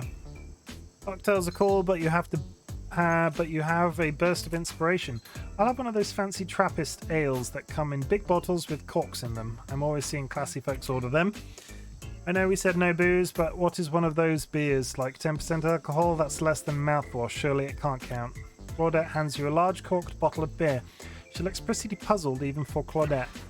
Here, let me help you open that. Have you ever heard of sabering? With a swift motion Spirit swings her katana, cutting off the end of the bottle and your head with one swipe. Both the bottle and your neck spray into the air. You make a great fountain. Shitty date, but great fountain. Well, I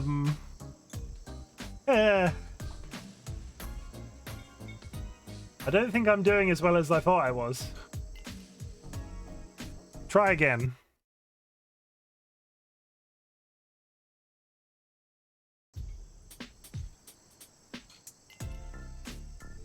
You arrive at the bar to find Dwight and Claudette. Yeah, we've seen this. Who's ready to get wasted, etc, etc, etc. Positive ba-da-ba-ba-da. Then why did you choose ba-ba-ba-da? Everyone knows this ba-ba-da. I'm turning into Crazy Frog. I apologize. I need to get to the decisions. Come on. We've had all of this comedy. I'm not reading it a second time.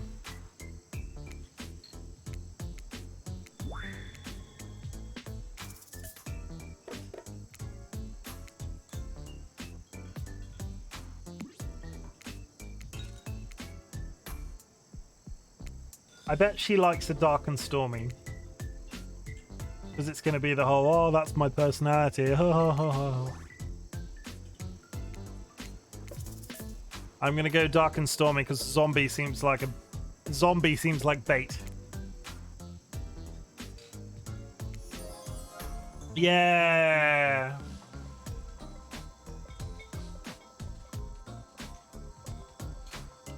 You know, it's hard being this romantic and cool, but I am so modest. Okay, that one is cute. Please allow us to demonstrate how a dark and stormy is made. First, rum, or in this case rum extract, and a bit of apple juice is poured over ice. And then fresh ginger beer is added in, garnished with a lime wheel. And drink, the end. Do you think you're up to the challenge of replicating this recipe, Chimken? Replicating rum substitute and ginger beer over ice. Don't forget the lime wheel. Rum substitute and ginger beer over ice with a lime wheel. Not sure I appreciated your tone, but yes, you got it. You're a natural, a sassy natural. You and Dwight might have more in common, man. Don't you dare. Spirit seems to be in a lovely mood as she sips her dark and stormy. She's not even rolling her eyes at your petty behaviour.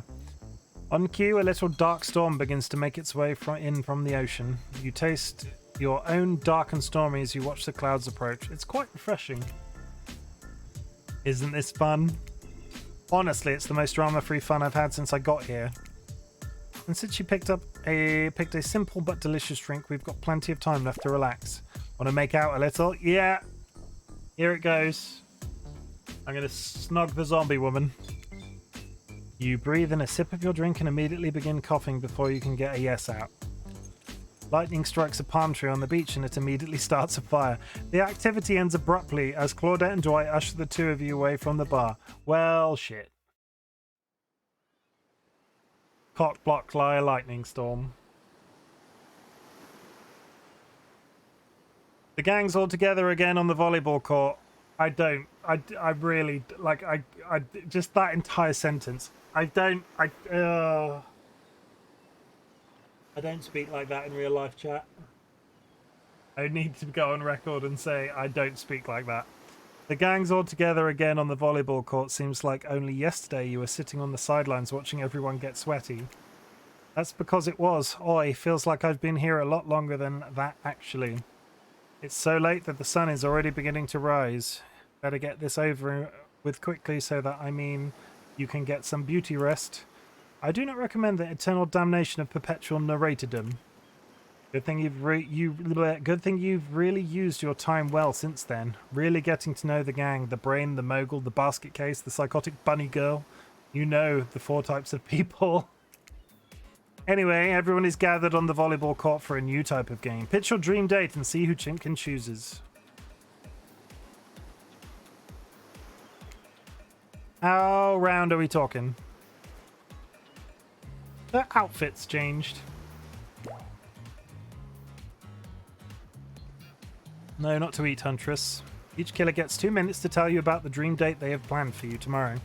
In no particular order, which is a weird thing to mention, right? Almost like the order does matter. Wraith, why don't you go first? You look like you'd hate that. Stop talking. Sorry anyway, Wraith. Well, I don't know. I'd really prefer to just tell Chimken privately. I don't really know how that's going to work with these game mechanics.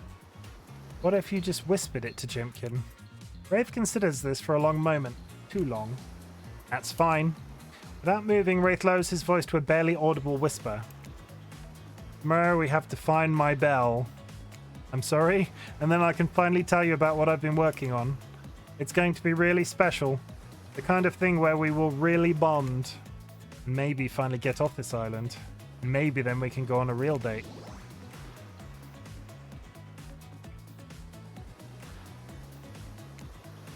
You done? Is that it? Wraith nods, proud. Trapper, without further ado, would you like to make us all uncomfortable by pushing the boundaries of what's acceptable, not only in polite society, but within the narrative of this in-world event and also the larger meta-narrative universe? Meta-narrative of Dead by Daylight dating experience. Wow.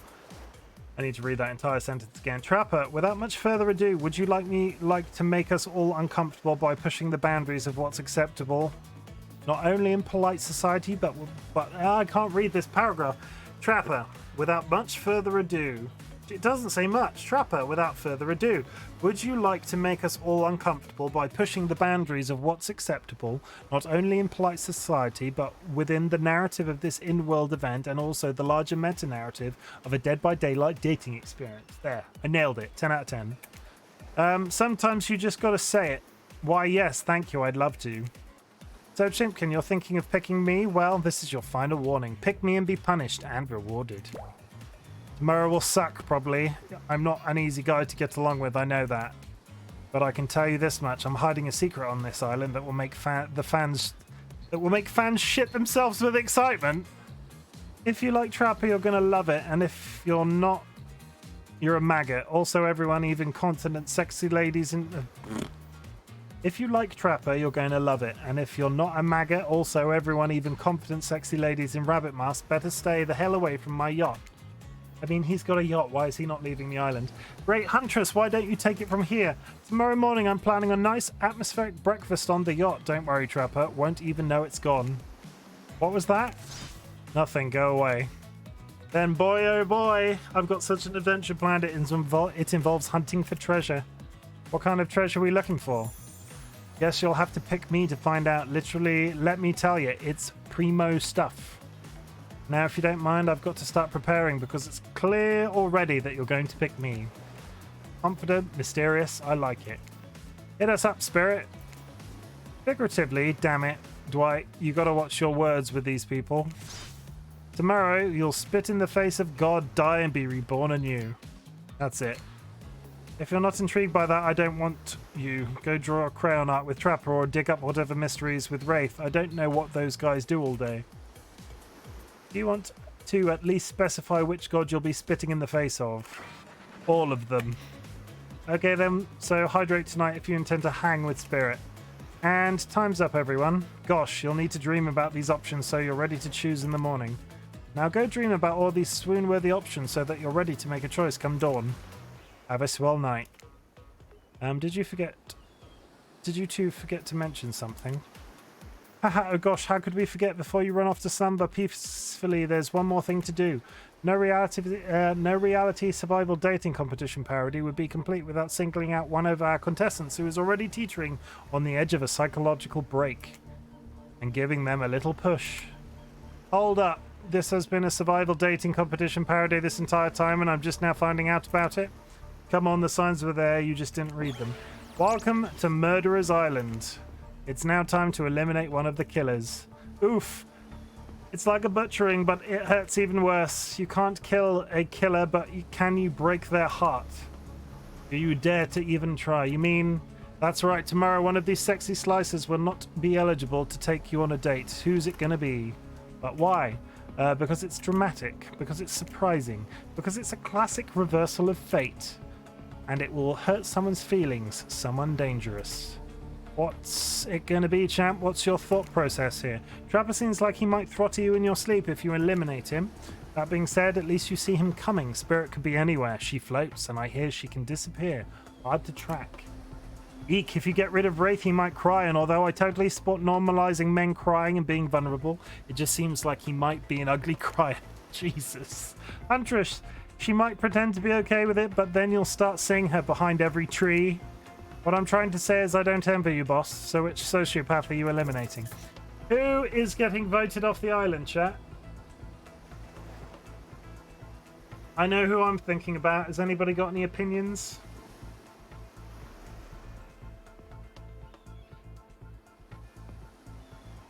It's got to be Wraith based off how we've been picking so far.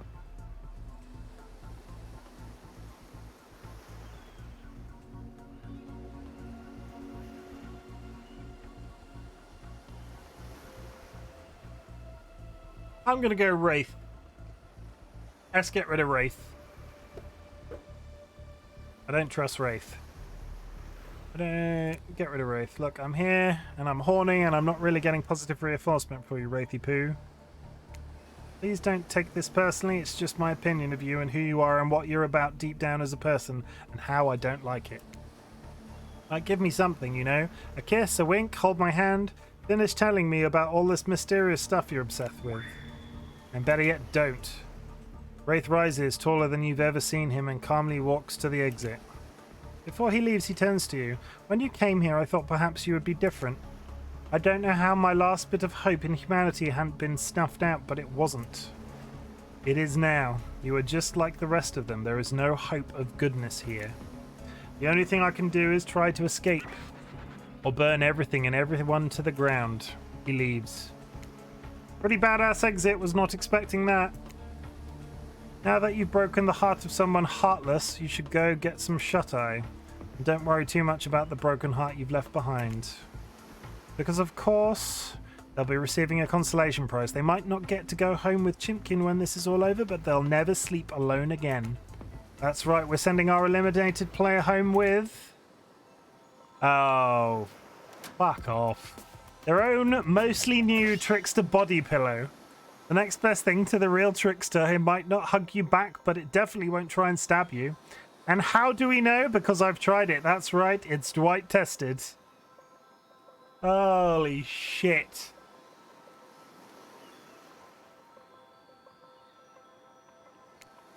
Claudette approved. I hope you sleep well tonight, Chimken. You're my hero for what you've accomplished. How can you sleep tonight knowing what you've done? No, not because of the guilt. I mean, knowing that there's a legit homicidal maniac who hates you so close by. How can you sleep tonight knowing that what you'll do tomorrow? I don't know how you'll do it, but you better go before Dwight and Claudette come back and put you to sleep themselves. You know these two. Schedule, schedule, schedule. Wow, what a crazy way to the end of the day. An elimination. I didn't even know it was that kind of a game. Let's check in with everyone, especially with our loser. Everyone deserves a send-off. We'll see how things go tomorrow, I suppose. I'm not expecting anything. I tend to shut off my mind during hard times. I know I seem all excited and devil-may-care, but the truth is I'm really a pessimist at heart. That tends to happen when your mother is skewed by an elk when you were young. Yeah, how'd you know? Wild guess, it's also the only thing you talk about. If you'll excuse me, I think I see a raccoon over in that tree and I'm feeling peckish. I know I said some things when Chimken kicked me to the curb and I just want to say I'm embarrassed for how I acted. Now what I said though, I stand by it. I want everyone here to burn. How would I say things are going? It's a matter of perspective. If Chimken's goal is to impress me, things are going poorly. But if Chimken's goal is to get themselves killed, they're doing an amazing job. Did I think there was a chance I might get eliminated? Yeah, I did. Did I care if I got eliminated? Not even a little. Does the volume of words I spend talking about how much I don't care about things signify a deeper yearning within me to be seen, heard, and validated by those around me? Nah. What? No, you're not part of this. You don't get a confessional. It's cool, man. I'm not part of anything. You feel me? I'm not a cog in anyone's machine. I'm my own machine. This whole thing is pretty cute, though. Charmingly low budget, old school marketing vibes. Not gonna lie, I kinda wish I wasn't so busy right now. I'd definitely be down with a reality show dating style competition with survival elements. But I got my new album, upcoming tour, finalizing the new sneaker line, producing a limited series on my life, starting a new social media NFT crypto app, and doing these private gigs over on IP Island. My dudes, you gotta come check it out, IP Island, it's dope. It's where the real killers are hanging out, fully licensed, no legal drama. Lawyers, take a hike. I'm gonna tell everyone that Trickster said about them, don't worry. I'm talking your favourite established characters from all over pop culture that can't be seen on this island. Hell, you probably can't even mention them, like Ghost Foot. Yeah, as I said, all of the licensed characters are on the other island. Don't you say it, look, we get it, you're very popular and in demand, but we have a game to get back to and I don't want to get sued. Ghostface. Come on. Whatever, I don't even care, I'm the Trickster. See you around, Chimken, you too, narrator. I have a name, you know. You do? Yeah, seriously, they do not pay me enough to deal with you people. Is it my turn? What? No, it's not your turn. You're sentient water, how are you even sitting in that chair? What's a chair? It's the thing you're getting all wet, now it's gonna smell like mildew. Okay, rude. Fine, let's get this over with. It's your turn, Ocean. Do your check-in. Check-in? I was just looking for the bathroom. Bathroom? Are you serious? It's down the hall to the left.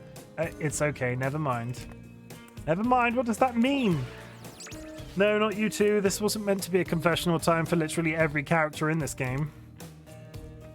It's okay, we don't have to confess anything. We've just been working our asses off for 2 days straight. I wanted to sit down somewhere. The chair is wet. Yeah, I think the ocean just peed on it. How is that? Pass, you know what? I don't care. You two are looking pretty pleased with yourselves.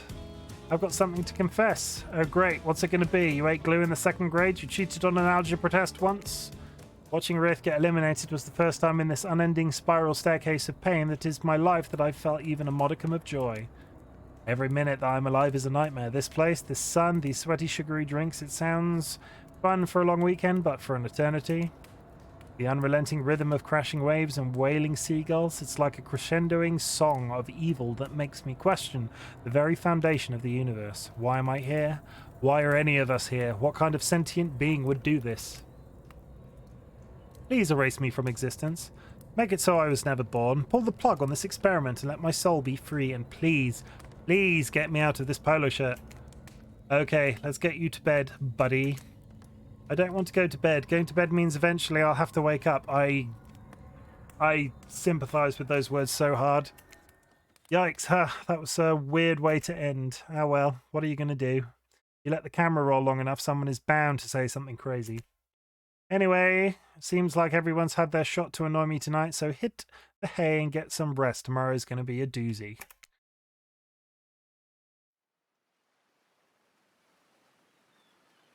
Soft sunlight warms your skin, nudging you awake. Also, you're using a killer crab as a pillow, which it's sort of okay with.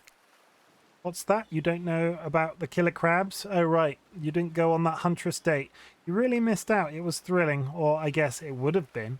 You'll have to play the game again to get that reference, I suppose. You pull on your beach attire and splash water on your face. Dwight and Claudette approach. Is that look on their faces? Excitement? Terror? You notice your stomach flutters with butterflies. Someone's in love. Or you've been infected with zombie butterflies in your sleep. It has happened here before. It's probably the love thing. Claudette, it's time. Claudette just goes over to the beach where the killers are all stand flanked by tiki torches. It's a scene very reminiscent of a TV show you used to hate watch with your ex. Suddenly the message is clear. You're going to declare your affections for a killer in front of the several... Suddenly the message is clear. You are going to declare your affections for a killer in front of several other killers. Hey, isn't Trickster supposed to be here? We paid him good money to make some half-assed cameos in this show. I'm going to chew his agent out. But before they walk you over for your big moment, a little birdie told us that someone in particular has an extra strong crush on you. And another little birdie reminded us that you've been kind of a dick since you got here, and we reserve the right to withhold that information, even if it leads to you making a terrible decision that gets you murdered. So are you ready? Of course you're not, but too bad, we're on a schedule. You make your way over to the row of hotties. Claudette and Dwight stand off to the side, hands behind their backs. It's been quite the 48 hours, but there are clearly sparks in the air, and I'm not just talking about this rusty chainsaw, though I do recommend staying away from those sparks. It's time for our newcomer to confess their love. Wait, I have to do a drum roll for this. No, you don't, but who cares? Chimken, who do you choose for your solo date? Can we at least do the flower thing? Dwight, I thought we agreed to keep that between us. No, not that flower thing. The thing where the suitor gets a flower as a symbol of the contestant's love and affection. Oh, right, I suppose, but no roses. There's such a cliche at this point. Well, that's good, because I tried to pick a rose, but I got an ouchie, so I settled for these. Oh, those are nice. You've done good, Dwight. This is a lovely bouquet. I hope Dwight saved some of these for Claudette. They're a thing, right? You're getting that vibe too? Just me? Sorry, you've got other things to think about right now. Chimken, who do you select to receive these flowers and spend the day with you today? I thought I chose this already. It's going to be Spirit at this point. It'd be weird to pick one of these two. You approach Spirit, peering below the brim of her impressively large hat and into her haunting eyes. Spirit, since I met you, I've been enchanted by your presence. You've challenged me to be a better person and resisted the urge to show me the sharp end of your katana. For that, I thank you. I'm ready to take our relationship to the next level. And we shall, up to the eye of the dark storm that is our reality, to the lantern room of the Black Lighthouse. It's time to see what you've made of, Chimken. It's time to see what you're made of, Chimken. I thought it might be nice to start the day out in Trapper's yacht before we head up to the Black Lighthouse. Even if I kinda hate this basic tropical vacation stuff like yachts and snorkeling or whatever, it's good for you to see me in the sun a little bit, at least. There's more to me than what you've already gotten to experience. I know that my whole vibe can be a little dark. The hat, the swimsuit, the plume of floating hair. This wasn't always who I was. I was a normal young woman once, went to school, hung out with friends. I even had a part-time job working at a restaurant in town. And then, well, I know what happened. Your father, he murdered me and I woke as an undead avenger. That's not what I was getting at. Something else happened to me. I realized I needed to be seen. I don't even know by whom. A lot of time when you think about ghosts, they're these kind of see-through flickering specters. You imagine reaching out and having your hand go right through them. Ooh, like that sort of thing. Maybe there's some warpy effect on the world around you, I don't know, depends on which movie you're watching. But when I died, well, I dare you to try and reach your hands through me. Not really, that's not an invitation, it's rhetorical. Why did I end up this way? Who brought me here to this island? Who knows? I sure don't. I've got my ideas, but I'm not exactly out there digging around in caves or dusting off antiques trying to find clues and analyze their meanings. I do want to take this experience seriously, though. I want to give this process a chance.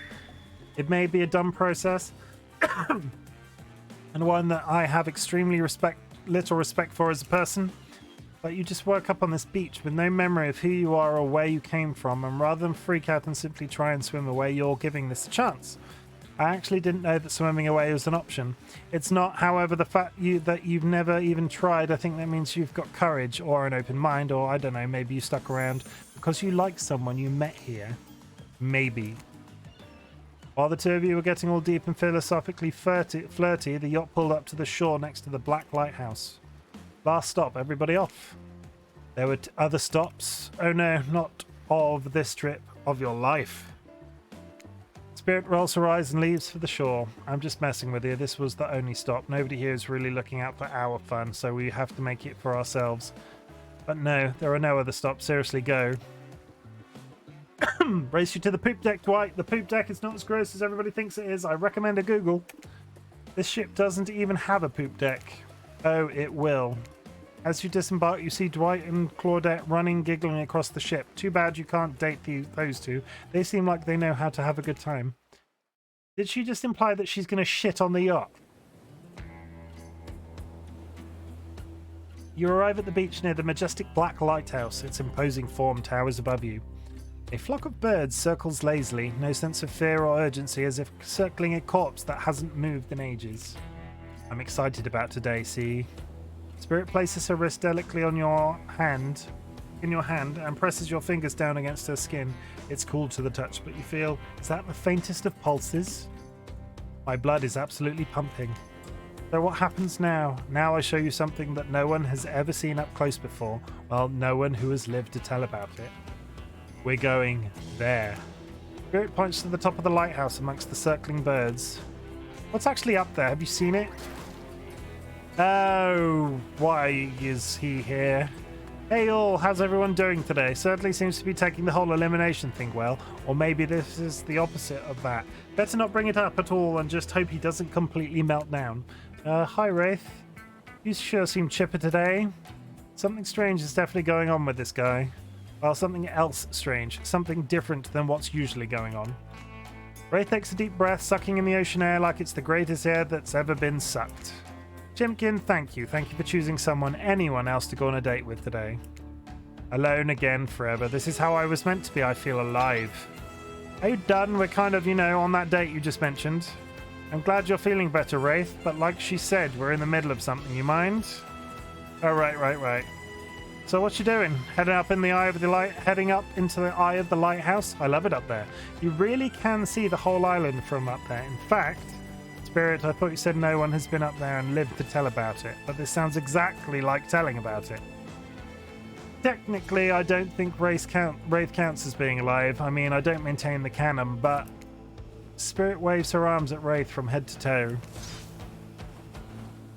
And if he's not dead now, he's gonna be when I punish him for interrupting our date. Hey now, we can solve our problems without our hair floating up into any menacing shapes. I'll just be over here running away, enjoying the view. Whoa! I think Wraith was kidding about that whole being up there. Honestly, the view isn't even of the island. What you can see is mostly ocean on account of it being, a lighthouse. However, that does bring up an interesting point regarding your, how do I say it? Spirit's hand floats up as she scratches her head contemplatively. You don't usually see her at a loss for words like this. What's your mortal status? Because despite what our lanky friend seems to think, the lighthouse is not to be trifled with. It's a beacon of death and suffering that brings doom to it from all corners of this world, if not further. Well, you saw a freaking pirate ship seemingly travel through space and time only to crumble at the rocks beneath the spooky tower. But you decide not to point it out because that wouldn't be too romantic now, would it? I think I'm alive. I'm here with you, walking this beach, feeling the water on my feet, feeling the sun on my skin. Here with me, the spirit. Does that really make you alive? I guess I don't know. If you come with me up into the eye of the black lighthouse, you may never return. Is that a risk you're willing to take? Because we have something. I won't deny it. I feel it. I'd hate for you to simply turn to ash. If we were to commit right here and now to figuring this out as friends, we could put that risk off for another time. Just be friends? Ouch. Is this her way of letting you down easy? I don't know if I want that friendship. I want you. That's why I chose you. I can't decide this for you. I can only warn you that it may not be safe. You might die up there, and there's nothing I can do about it. Let's go! You take a deep breath and think about every particle of sea air as it travels into your body and fills your lungs. It may be the last time you have such a thought, but you feel strangely at peace with that information. I don't need another friend. I want something more. I'd risk my life for it. Spirit smiles a quirky, devilish smile. Right this way. Inside the lighthouse is almost pitch black. It was seemingly day when you stepped through the door, but inside this place is like a void. The last thing you see as the final rays of sun leave you is a horrible sight. A petrified body laying on the stairs, reaching not up but down, as if it had been crawling. Watch your step. The things we do for love. When you arrive in the lantern room at the top of the black lighthouse, you breathe a sigh of relief. The light is out and seemingly defunct. Dust cakes the room as though it hasn't been operated in a century. However, somehow... It was just morning a moment ago, but now it's night. What do you mean a moment ago? We've been standing here looking at... words. What do you mean a moment ago? We've been standing here looking out over the ocean all day. I've really enjoyed the peaceful time together with you, taking in the view, standing in complete silence for hours. It was kind of my perfect date. Really? I don't remember that. I just called it the perfect date and you can't be bothered to remember it. What kind of game are you playing with me? I want to remember it. It's just that for some reason my mind is completely blank. But hey, I'm not dead. Or you're already dead and have been this whole time. That's true. Maybe we'll never know. It doesn't look like this light is working. Even turned off, the light has power to it. The massive lens reflects moonlight through itself. A subtle sparkle that has a hypnotic effect. Maybe that's where the day went, staring into this light as the sun fell and the moon rose. Thanks for spending the day with me. I really had a good time.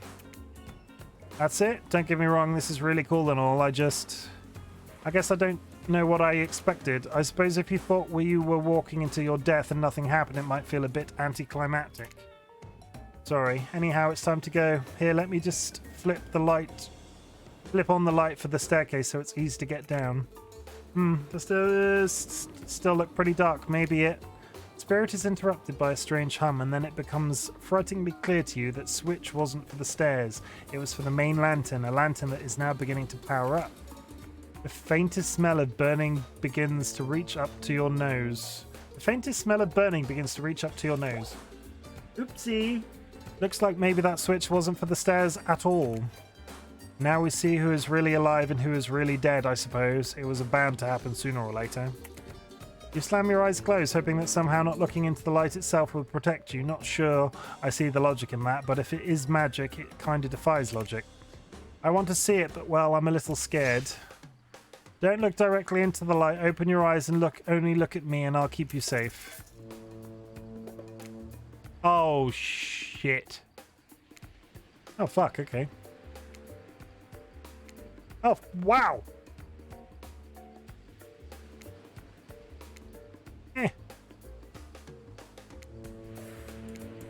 Yeah, that's bad.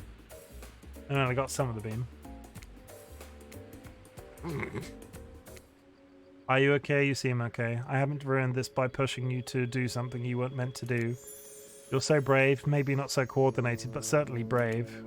I'm so lucky you put yourself through this for me. It shows that you are real. Despite your attempt to resist it, the incredible force of energy from the Black Lighthouse's lantern eye refuses to subside. No, it cannot be ignored, and it doesn't matter if you look directly at it or not.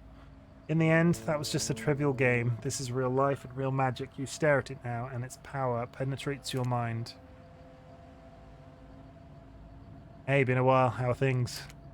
Doing good? Feeling more dead or more alive? Yeah, love will do that to a person. Don't worry, it'll make sense soon. You wake to hear Spirit's muffled voice. You've got a terrible taste in your mouth, like burnt hair. The air feels damp and smells like ash. It takes time for the sound to clear up, but eventually Spirit's words start to make sense to you. However, it's clear she's talking to someone else, not to you. You know how sometimes people say it's not you, it's me? Well, this time it is you and it's also me.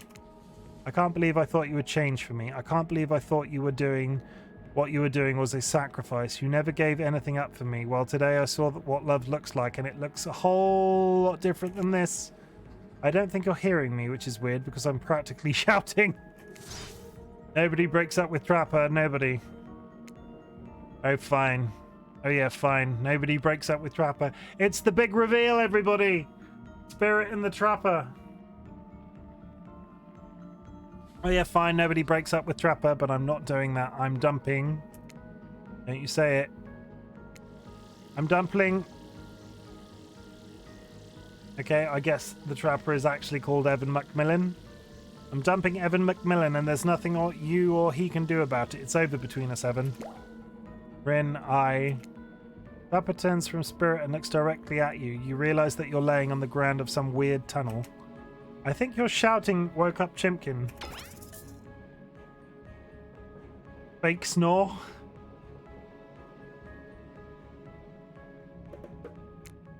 You tuck your face into your elbow and let out a long, unconvincing snore. You might as well have announced I'm awake and uncomfortable. I grew up surrounded by lazy miners who were constantly sleeping on the job. I know what a real snore sounds like. Get up, Chimken. Who, what time is it? Where am I? Trapper, is that you? You know damn well it's me. The power and beauty of my voice is unmistakable. The jig is, as they say, up. They know you're awake now and you're going to have to deal with this awkward situation head on. Clearly I shouldn't be here. You two are having a very personal conversation that I don't need to be involved in. I don't even know how I got here. Not here on this island or here in this creepy tunnel. As far as the island goes, your guess is as good as mine. As far as the tunnel goes, we brought you here. We, you and Trapper, but after the lighthouse came on, you blacked out. On your way down, I thought you might have hit your head or something. It's hard to tell what blood is new or old around here. Either way, I wanted to get you someplace safe, and so I asked Trapper for help. It's not that I can't carry you, I just didn't feel like it, you know? I hate anything messing with my shards. Trapper, on the other hand, he loves nothing more than having an unconscious body draped over his shoulder. I could have asked Claudette and Dwight for help, but I don't trust them. But you trust Trapper. Like and trust are two different things. You might think Trapper can be a real jerk, you'd be right, but you'd get what you see with him. We brought you down here because we're the only ones who know about this place. It's part of an old tunnel network that connects different places on the island. What's up, guys? Talking Island Mysteries? My favourite topic. I was just in the neighbourhood, so I thought I'd pop in. Rapper, you said this place was private. Don't look at me, I didn't tell him about it. Half of the appeal of this spot is getting away from people like him. Oh, geez, I can see when I'm not wanted. So you three are a throuple now, or... Because I gotta say, I really didn't get the whole Trapper spirit thing, but hey, if it's not my business, I don't stick my nose in it. We were not a thing. Nobody traps the Trapper, not with traps or with relationships. And you do realize you're sticking your nose in our business right now. Wow, so hostile. If you don't want to talk about it, just say so. Anyway, anyhow, this tunnel has some very interesting features. If you head about 50 meters down that way, you'll find... Get out. Wraith looks around just to be doubly sure that Trapper is addressing him. I was just leaving.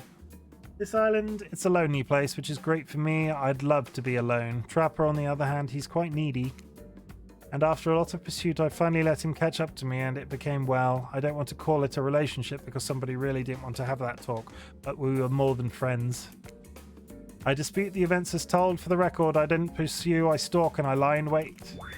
Seeing eye to eye was not one of the things we were good at.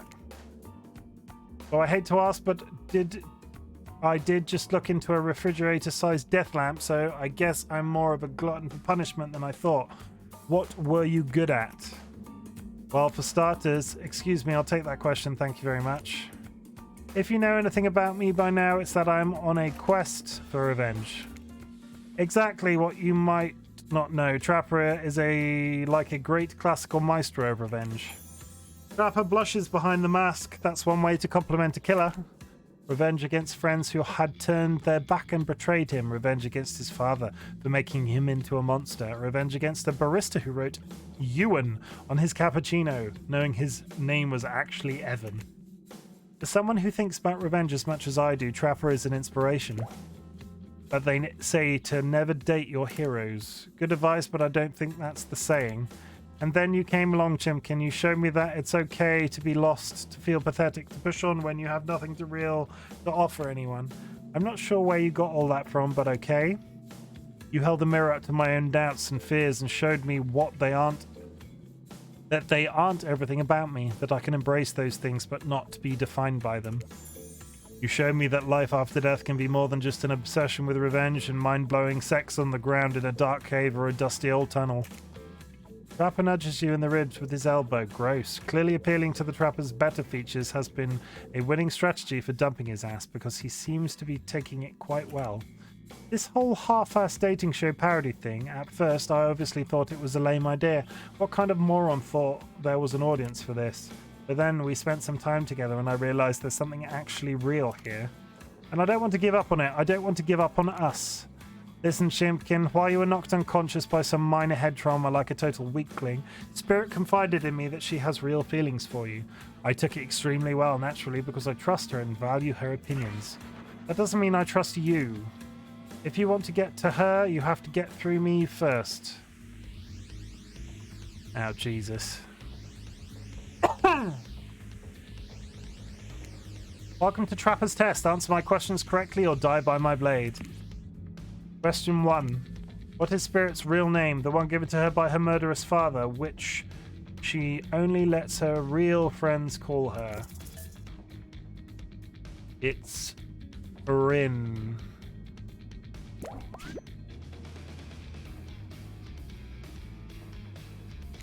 Question 2. What lives inside Spirit? A dragon! Sure, everyone knows that. They won't all be this easy. Question 3. Where did Spirit work back when she was a normal college girl before she was hell-bent on revenge?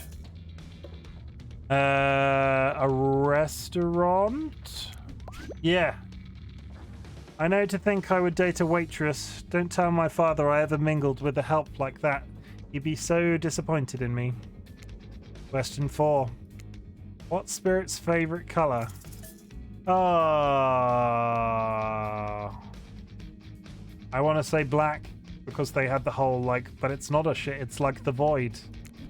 There we go. Are these questions largely superficial? Sure. Maybe I didn't get to know Spirit that well. Maybe that's why she dumped. Maybe that's why it didn't work out for us. Who knows? Question 5, the final question. You got this, Chimken.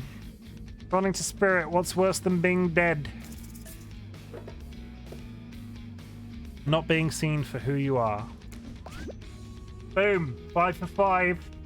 When I pitched Trapper's Test to the suits at BHVR TV, they told me... Oh, behavior... Yeah, they told me where there was no room in the budget for a new car to be given as the final prize for winning.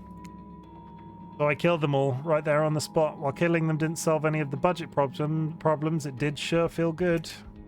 I'm telling you this, A, to brag, and B, to explain why the only thing you're going to win is me saying, congratulations for passing Trapper's Test. Now that it was some huge... Not that it was some huge challenge. I mean, the woman obsessed with a giant light that shines in the darkness has a chip on her shoulder about being seen. Go figure. You probably guessed, but rules are rules, even if I literally just made them up. You got it right. So I guess I approve of you dating Spirit, or whatever. I never really cared in the first place. I was just hoping you'd slip up and give me a good excuse to wet my blade with your blood. Maybe I'll find a reason tomorrow. For now, you two have fun. Wink, wink, wink. Trapper out. I'm sorry you had to endure that. What, 5 measly questions? It was nothing. Not even that. As ridiculous as unnecessary as it was, the whole thing.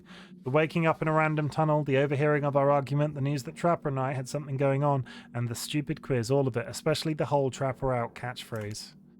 It's only because I actually like you. None of it would have happened if I didn't. And I like you too, Spirit. Please call me Rin. Ah, Rin. I didn't really feel like our lighthouse experience was completed. There was something else I wanted to show you.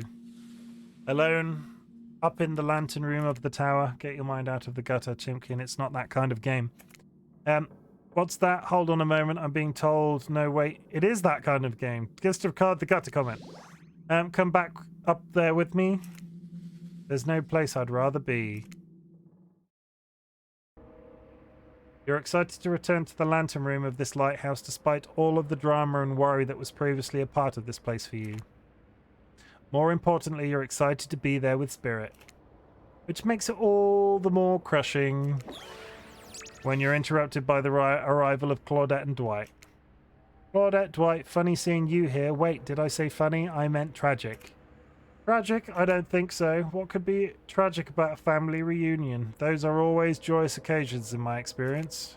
Before they can explain what's even supposed to mean, the lighthouse begins to howl a low, frightening sound. The lens begins to glow in a now familiar way. You prepare to shield your eyes in case something bad happens to you again. Now, this isn't the time for any reality show adjacent shenanigans, Dwight, Claudette. Shield your eyes. We don't know what the lighthouse will... Now, please don't interrupt. You think after all of this time you'd know that we've got your best interests in mind? Wait, what? No, of course I don't think that. I got wax in your ears, friend? I ask you not to interrupt. Too late. The backlight flares. In the darkness you see some horrible things and horrible and strange. Something horrible and strange. In the place of Claudette and Dwight are 2 ghoulish silhouettes.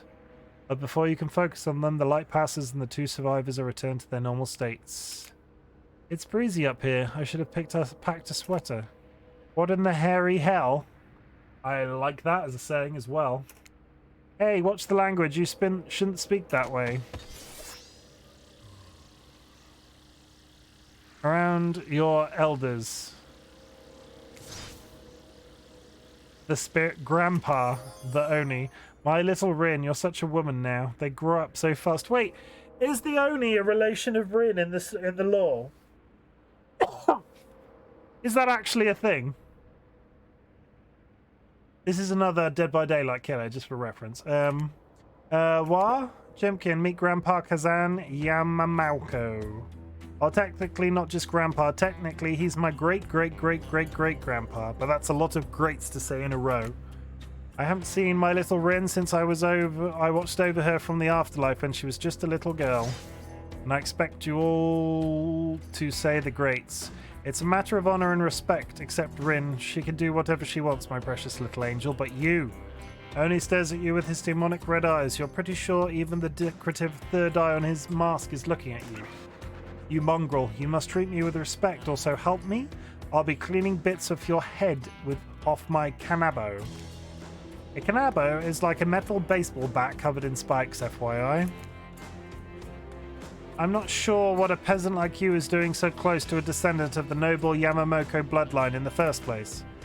Dirk, Claudine, explain what's going on to me. It's Dwight, sir, and Claudette, remember? We explained to you that you were going to come meet with your great-great-great-granddaughter Sutra and to give or withhold your approval. 5 greats. Great-great-great-great-grandfather. Sir, your honor, master, sir. Dwight, he's a samurai, not a judge. Grandpa, they must have summoned you here because they think you have great judgment.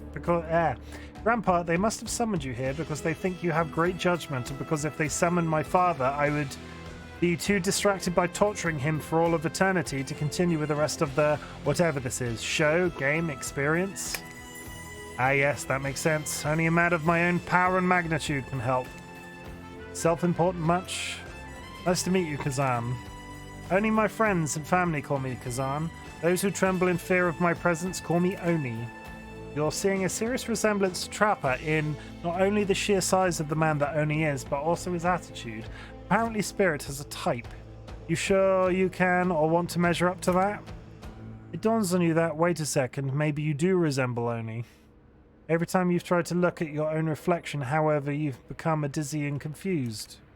This definitely deserves more thought, but now's not the time to consider the fact that you might be some kind of hulking vampire with the first ever case of self-blindness. There's a massive samurai mad-dogging you from 2 steps away. Well, you don't scare me at all, so I'll stick with Kazan. Peasant, I realize now the true purpose of my visit is to extinguish your light. Oni waves his katana in the air at you menacingly, like great-great-great-grandfather, like great-great-great-great-great-great-grandfather, like great-great-great-granddaughter, apparently. Hold up there, Grandpops, not so fast. You're only supposed to kill him if they deserve it. First, you should get to know them a little better. Young people these days always waiting to kill people, insisting they must deserve it. Back in my day, you did what needed to be done because your nobility depended on it. In his day, for such an imposing presence, he sure is giving off serious old man yells at cloud vibes. I like the old man yells at cloud meme. You see, when I was a young man, we didn't have foreigners in our land. Didn't need them. We had an abundance of culture already. A little too much, if you ask me. But I didn't make the rules. The rulers did, exactly how it should be.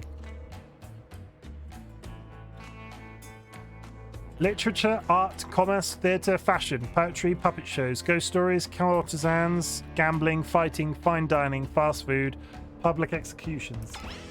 What were we talking about? Barrett giggles at her great-great. Okay, I'm not going to say all of those every time. Only's forgetfulness. You wonder, does she even like this guy? She sure hates her father, so... Listen up, old man. We don't have time for you to list every activity available to a samurai in the entirety of the Edo period. Silence, peasant. You're showing your ignorance. Samurai were forbade from many activities that didn't befit the Bushido Code, such as attending certain theatrical performances, for instance. Sometimes, however, a samurai would put on a disguise in order to seek out entertainment. Now, I'm not saying I did that because I had honor and a body built like an entire castle that is quite hard to hide, but clearly you have neither of my honor nor my physique. You don't even know about the ins and outs of shifting rules of traditional Japanese samurai etiquette, you fool. This is a lot. Rin, what would you want with such an uneducated admirer as this? I find it hard to believe that any contemporary person knows all that much about who was and wasn't allowed to do what leisure activities over 100 years ago. However, you're really not sure how to handle this massive demonic old man.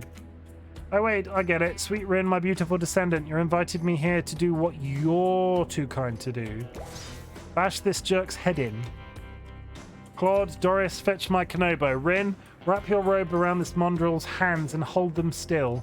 We'll splatter their brains on the beach, together as a family. Grandpa, no.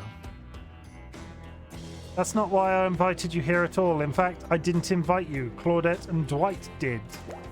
Aha, yeah, sure. Wink, wink, wink. This whole saying wink out loud thing is getting out of hand. Him, Trapper, and Trapper really do have a lot in common, don't they? I swear Chimken has a good soul and the heart of a warrior. They fought for my love in their own way, faced down death more than once, and put up with their fair share of nonsense. Nonsense which seems to be endless. Can we, I don't know, wrap this up already? Of course. Who am I to expect anyone to wait around for my approval? I've only been hanging out as a ghost and watching my bloodline be polluted by cowards and quitters for 5 generations. Just come give your ancestor-in-law a hug. Sword drawn only beckons you closer. There's no way he has ever hugged anyone in his entire life. I think I'm good over here, actually. Rin, now push them away. Push them my way. I'll split them in half. The sacrifice of this usurper to the Yamoko bloodline will surely bring us back to life and set us back on the course of honor. You're so silly, Grandpa. We don't know that only one sacrifice can get our family back on track. Revenge on my father. Your great-great-great-grandson traced to the Yamoko name. The lust for violence in your voice, it fills me with cheer. I'll never forget who I am. I suppose if this is the person you want to be with, to go on your journey of bloody revenge with, I should trust your judgment. The strength inside of you blooms from the same cherry tree that was planted centuries ago by our shared ancestors. And if Chimken ever treats me poorly, you have my word on my family's honor. On our family's honor, I will wield my katana and gut them like a fish. A tear rolls down from behind Oni's demonic mask. You sure you want to marry into this? And one last word of advice, my dear girl. The father stuff, don't forget it. But maybe stop focusing so specifically and obsessively on it. What he did, it was awful, but it was already done. Do something for yourself now. Just my 2 cents. Be well, Rin. I will see you again soon. Now let's go, servants. Clint, Denise. Return me to the stables. I assume my dragon has been fed and tended to? Yes, sure. I swear this is still better than dealing with Trapper's dad. Oh god, if he's the spirit, who's the Trapper's dad in that logic? I'm sorry if I was disrespectful of your great etc. He seemed like a very special man. I realize I will never measure up to someone like that, a warrior with a hell of a fashion sense. I mean, that mask. Don't worry, I would never expect you to, or want you to, really. If all I wanted was the biggest brute alive, I'd be down in Trapper's cave right now, avoiding his vintage bear traps. But that's not the life I've imagined for myself. This sense of abstract duty, anger at a world changing around me, a lust for blood, that's no way to live, and yet, as you know, that is the Yamoko way of life. Forever I'm cursed to battle against the dragon that lives inside me, or at least, maybe, I was until now. Call me the Dragon Tamer, baby. Oh, he ruined it with the line. You haven't won this game yet, please don't ruin it. Oh, yeah, there we go. Sorry, I have no idea where that came from. I think we've spent enough time in this lantern room. We should get back to the beach. The moonlight sets a romantic mood as storm clouds roll in and surround the black lighthouse. You know, the sun might have set, but if we wait long enough, it will rise again. Yeah, there's the topless shot. Ish. As topless as this game was probably ever going to be. Spirit removes her sheer robe, showing you her strappy black bikini. Her pale skin glows under the light of the moon. Maybe you could help me get a head start on applying tomorrow's sunscreen.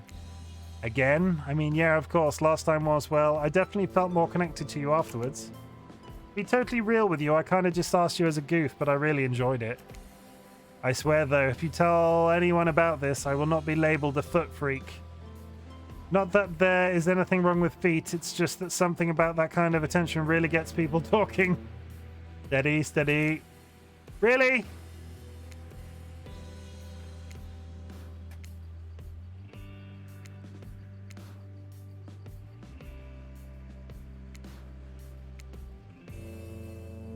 Is the sunscreen a metaphor?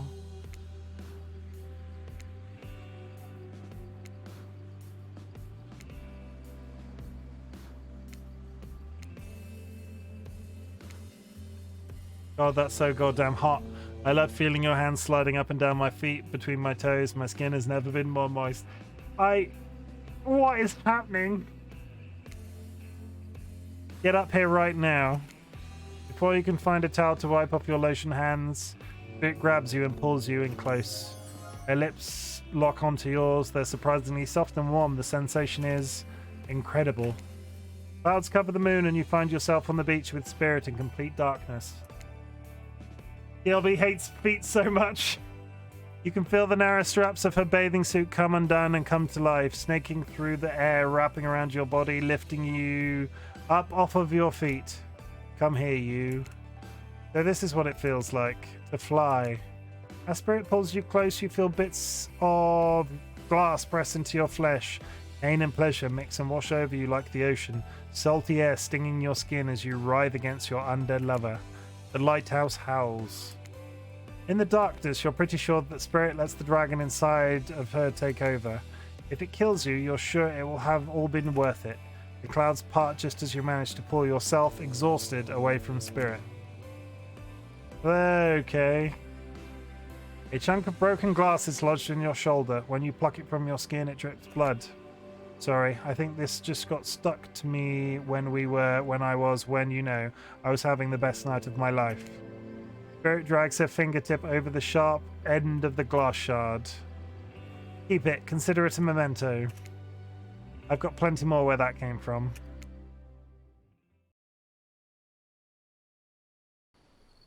You arrive at the beach to find Claudette and Dwight waiting for you. Now is the time, Chimken. To face your destiny. Actually, about that. Chimken, can we talk privately? Maybe I'm not here, maybe someplace else would be better for this talk. You know how we feel about schedule, Spirit. Very strongly. And you know how I feel about you telling me what to do. Don't do it. Like I said, I'd rather have this talk with Chimken privately. It's not right to do it here in front of everyone.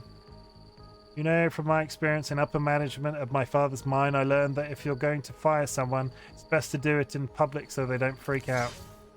Please, enough of the fire talk. Wait, you think, no, she couldn't be. They seem so in love. Well, I mean, not really. Spirit is still Spirit. But if I try to imagine Spirit in love, I suppose she hasn't attempted to murder Chimken yet, so... Okay, fine. Your guess is as good as mine, really. That girl is very hard to read. Her word of advice, though, if you're going to end it quickly. In my experience, the more pathetic the creature, the more annoying the final howls are. I don't need any advice. Everyone out except for Chimken. And there he is. Did someone say final howls? That's kind of my whole jam. I can stay right. Especially you, out. Lame. Alone with Spirit, you feel something awful hanging in the air. More awful even than the lingering smell of that Cleaver body spray. Ugh, that gag. I'm gagging. We're all gagging for Cleaver body spray. Spirit, Rin, I don't know what you plan on saying, but before you say anything, just know that I really, really enjoyed my time with you. Getting to know you over the past few days helped me to get to know myself. For that, I just wanted to say thank you.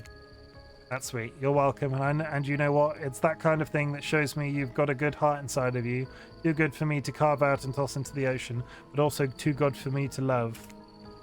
I need someone who shares my interests, someone I can connect with, someone jaded and dispassionate, only driven forward by a desire for revenge. I need someone who isn't so warm that I feel cold in comparison. I need someone who isn't you. Can we just be friends? I called this earlier. I'm going to be the only person to finish a dating sim single. I don't know if, before you finish that, just know if we're not friends, we'll probably become enemies and I will destroy you. Friends it is. I'm glad to have you here for me when I need you, but also not too close when too close to me when I don't. So yeah, I'll see you around. Spirit starts to leave. Wait, what? That's it? That's how this ends? You're just leaving me here? I'm not sure I use the word ends, and for that matter, I wouldn't say that I'm leaving, but us, we're definitely through. The fact that you can't see that, well, it just proves that we never really belonged together anyhow. Good night, Chimken. What the hell? I just spent all this time on this island doing everything I can to get to know you, only to be told that I should just leave the chocolate factory through the side door. I don't know what that means. Anyway, I said good night, Chimken. See you around. Jeez, I'm sorry. What a bummer. Hey, why did she keep saying she'll see me around? Gosh, I have no idea. That's adorable. And so my precious killers lived happily ever after, as they should, learning to love themselves first and foremost. Whilst trapped in a never-ending cycle of torture of my design. The ocean is the entity from the Dead by Daylight franchise. Wait, did I just spoil my true identity? You made it this far. You should probably know that you'll have to play again to find out more. Goodbye, Chimken. See you again later, and again and again and again. Forever. The end.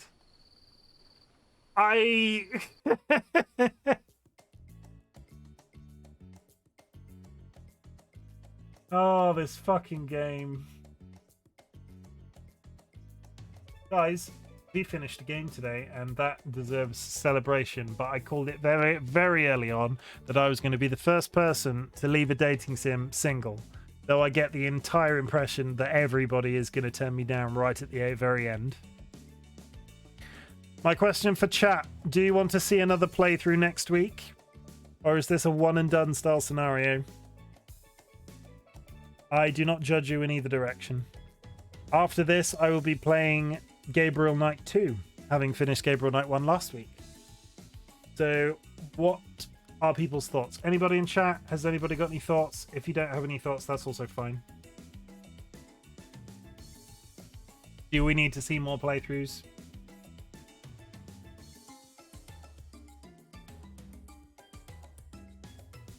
What did they say? I needed to play it again. It's up to you. Did you like playing the game? I liked playing the game. I just feel like if I play it again, it will be okay, I'm going to pick this choice. I'm probably going to leave it at that, I'll say, because it's 11 o'clock anyway, so I'm done for the night now. I'm going to do other playthroughs potentially off stream, and I'm going to start playing Gabriel Knight 2 next week. There, I said it. So yeah, it will be Gabriel Knight 2 next week. This has been another 4-hour episode of Ice Cream and Swear Sunday. And that was the Hooked on You dating sim, set in the Dead by Daylight universe. I was not prepared to like the background music as much as I do.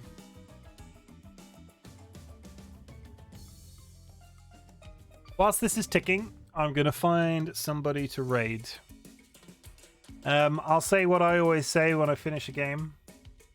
I really appreciate you guys being here with me, especially when I finish stuff, because it makes it more like a thing when you finish a game, right?